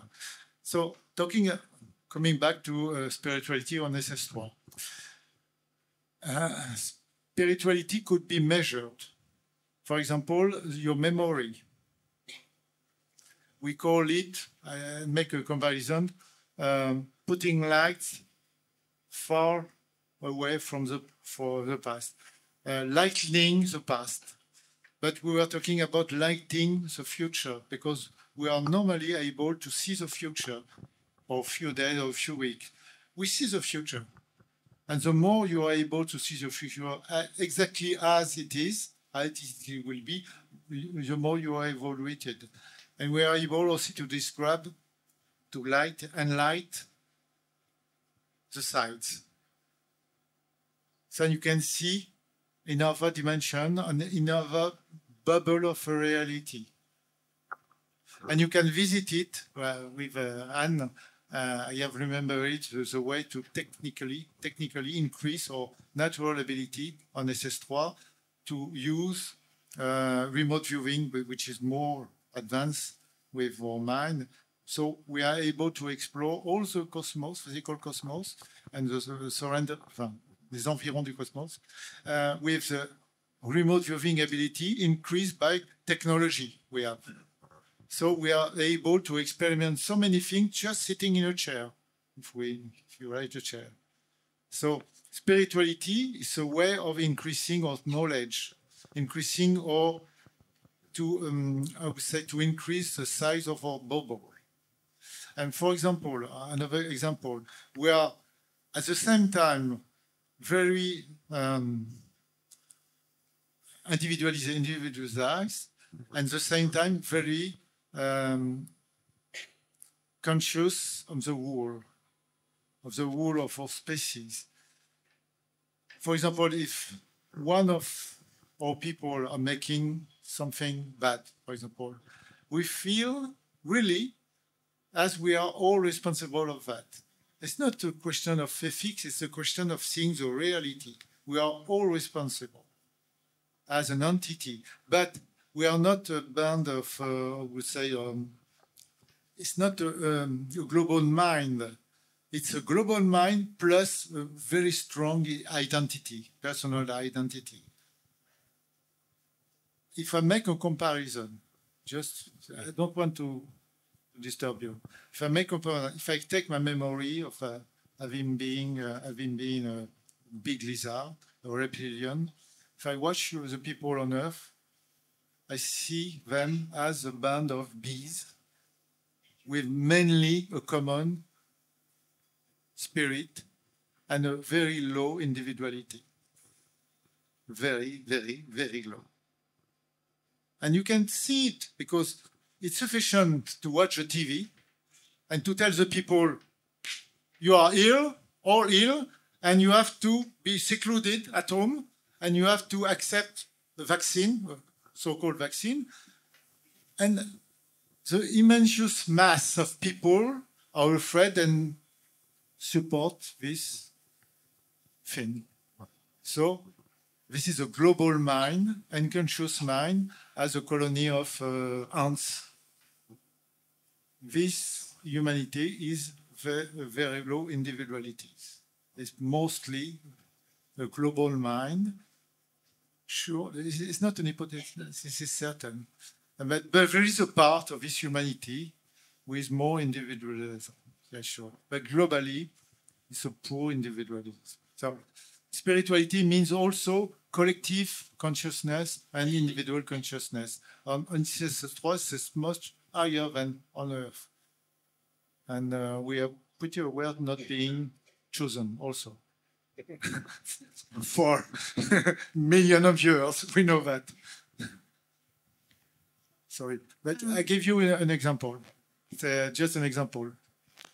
To put the light behind, in front of me and beside me, and enlarging the bubble of reality, because we know we are living in the bubble of reality. This is objective, this is real, and it is built by the subtle matter we call energy, also in the physical world. And we also know, because we can contact them, there is different dimensions. This is not an hypothesis. All of our people are able to communicate with other dimensions. This is absolutely natural. There is it's not so wide, the range of possibilities like that, for example, but on Earth is like that. Almost nothing. You keep saying that we're dreaming. So do you mean that we're a very unconscious race? Yeah. Is that what you mean? Yes. Yes, okay. I can say that. It's 6 o'clock. We have to, sorry. Thank you for coming.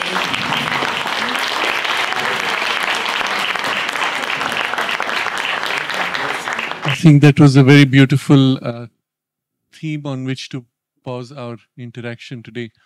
But I think it's also a beginning of many more interactions to follow. I think all of you would be interested whenever next something can be organized. And Mark, we will all be looking forward to your next trip and the next opportunity to interact, because there is so much more to share. Whatever he has shared, he's done the minimum required to help us get off in our own journey. But there's so many stories. He has such extraordinary stories. You heard a few. You saw these little groups forming during the lunch break and tea breaks. And some of the stories which came through, I wished he could have shared here with all.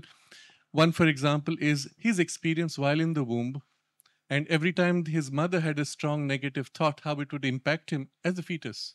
And he describes with precision. And you get an idea of what's really happening in a human being. And we're not even conscious of these things. And these are such valuable testimonies and sharings. And of course, his interactions with ETs and various other kinds of watching a person die, what happens? How is the transition taking place? Watching a person incarnate into a womb, how does the link happen? Amazing stories. And you can all feel, and you've all felt the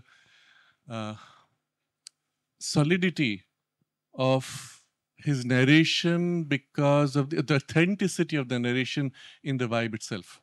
And this is so precious. And this is why I found his book so moving and so inspiring. And I would really highly recommend for all of you to please do read the book. You also see that there's his subtle French humor, which I hope we've all enjoyed.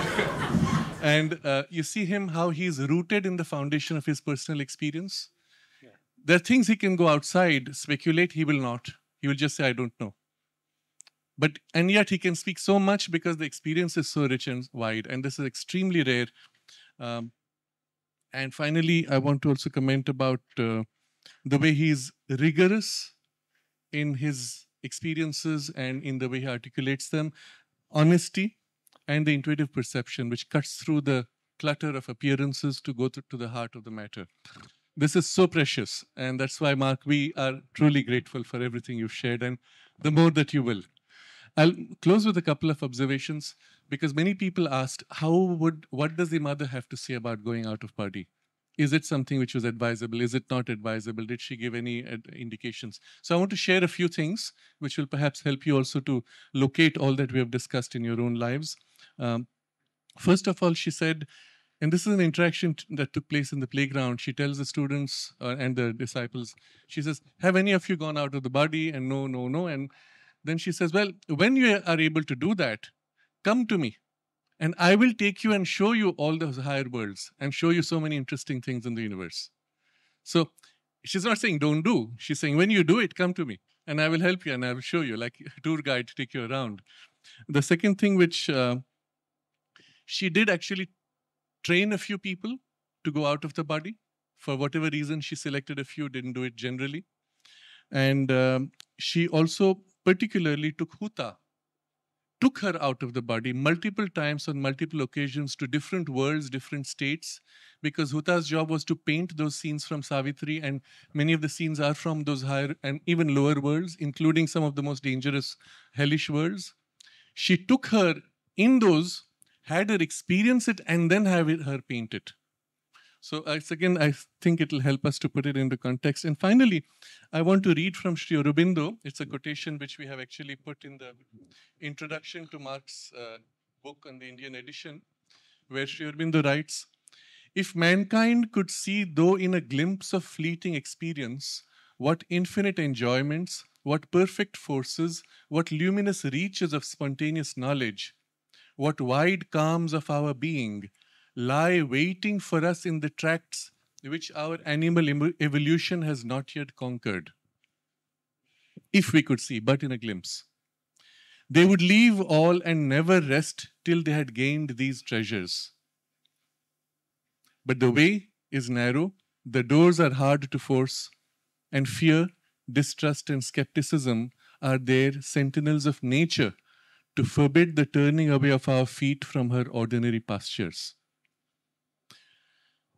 Having said this, we can all appreciate that Mark has had more than a glimpse of some of these realms, which is why he's so eager for all of us to be able to share in them and become conscious voyagers, as is our destiny in our spiritual evolution, an inevitable destiny. I want to also take this occasion to thank everybody who's made today possible, particularly starting with the book itself. This book was prepared very rapidly. It's taken a lot of hard work by many people, particularly I want to thank... I want to thank Narad, who spent 3 full days and nights, almost, proofreading in minute detail, and Maya, who's gone through multiple proofing cycles and checking and corrections. So it's been a long work, and finally the press, which has done the whole work in 10 days, despite all the holidays in between. And we got it last night at 10:30. The books came. So it's been a grace. I want to thank Priyasha for the beautiful posters which have been in circulation, which you see on the display also. Those posters have been, that's been her work of love and publicity, which has been done by Maya, Alina, Aishwarya, Joel, and Lakshmi Jyoti, who have put posters everywhere, put it out the circular so that all of us could be informed of the occasion. And today particularly, I want to thank Amitav, Renke, and Arindam for much of the organization behind the scenes, which when you don't notice it, then it's been well done. And especially Amitav's team, which was helping him, which is actually a team from Deepa, who has kindly brought her helpers, Priyanka and Pavitra, who are sitting outside with the sales and the welcome. They in particular may be known to you indirectly because those of you who have watched Narad's videos, those videos have been edited by them. So that's just for you to have the background. And today's videography, which has been done by Vivek and Om, these 2 young men. It was by sheer grace. We had never met 2 days ago. It's 2 days ago we met, and by sheer grace, they were actually assigned this task by the divine grace. And I could not have asked for better, more professional, more competent videographers, even after paying people. I couldn't have asked for better. I just want to thank you both for really what a wonderful job you've done.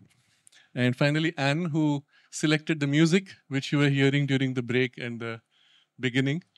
And of course, for looking after Mark. And finally, thanks to Mark for everything. It's a very precious gift that you share with us.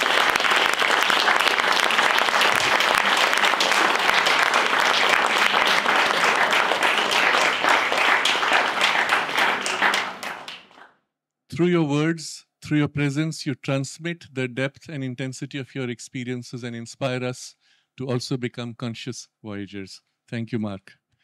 And finally, we will close with a brief concentration in gratitude and thanks to the Divine Mother, to the Divine Grace, which has brought us all together as a spiritual family.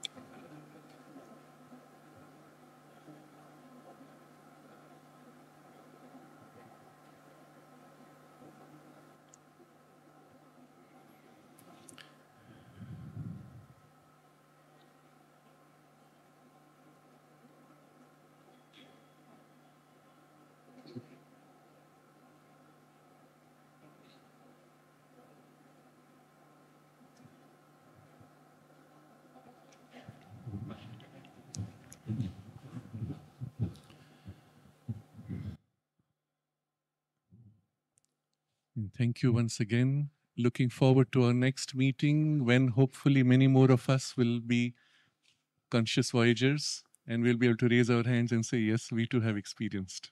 Thank you and goodbye. Good night to all. And thank you, Sadhana.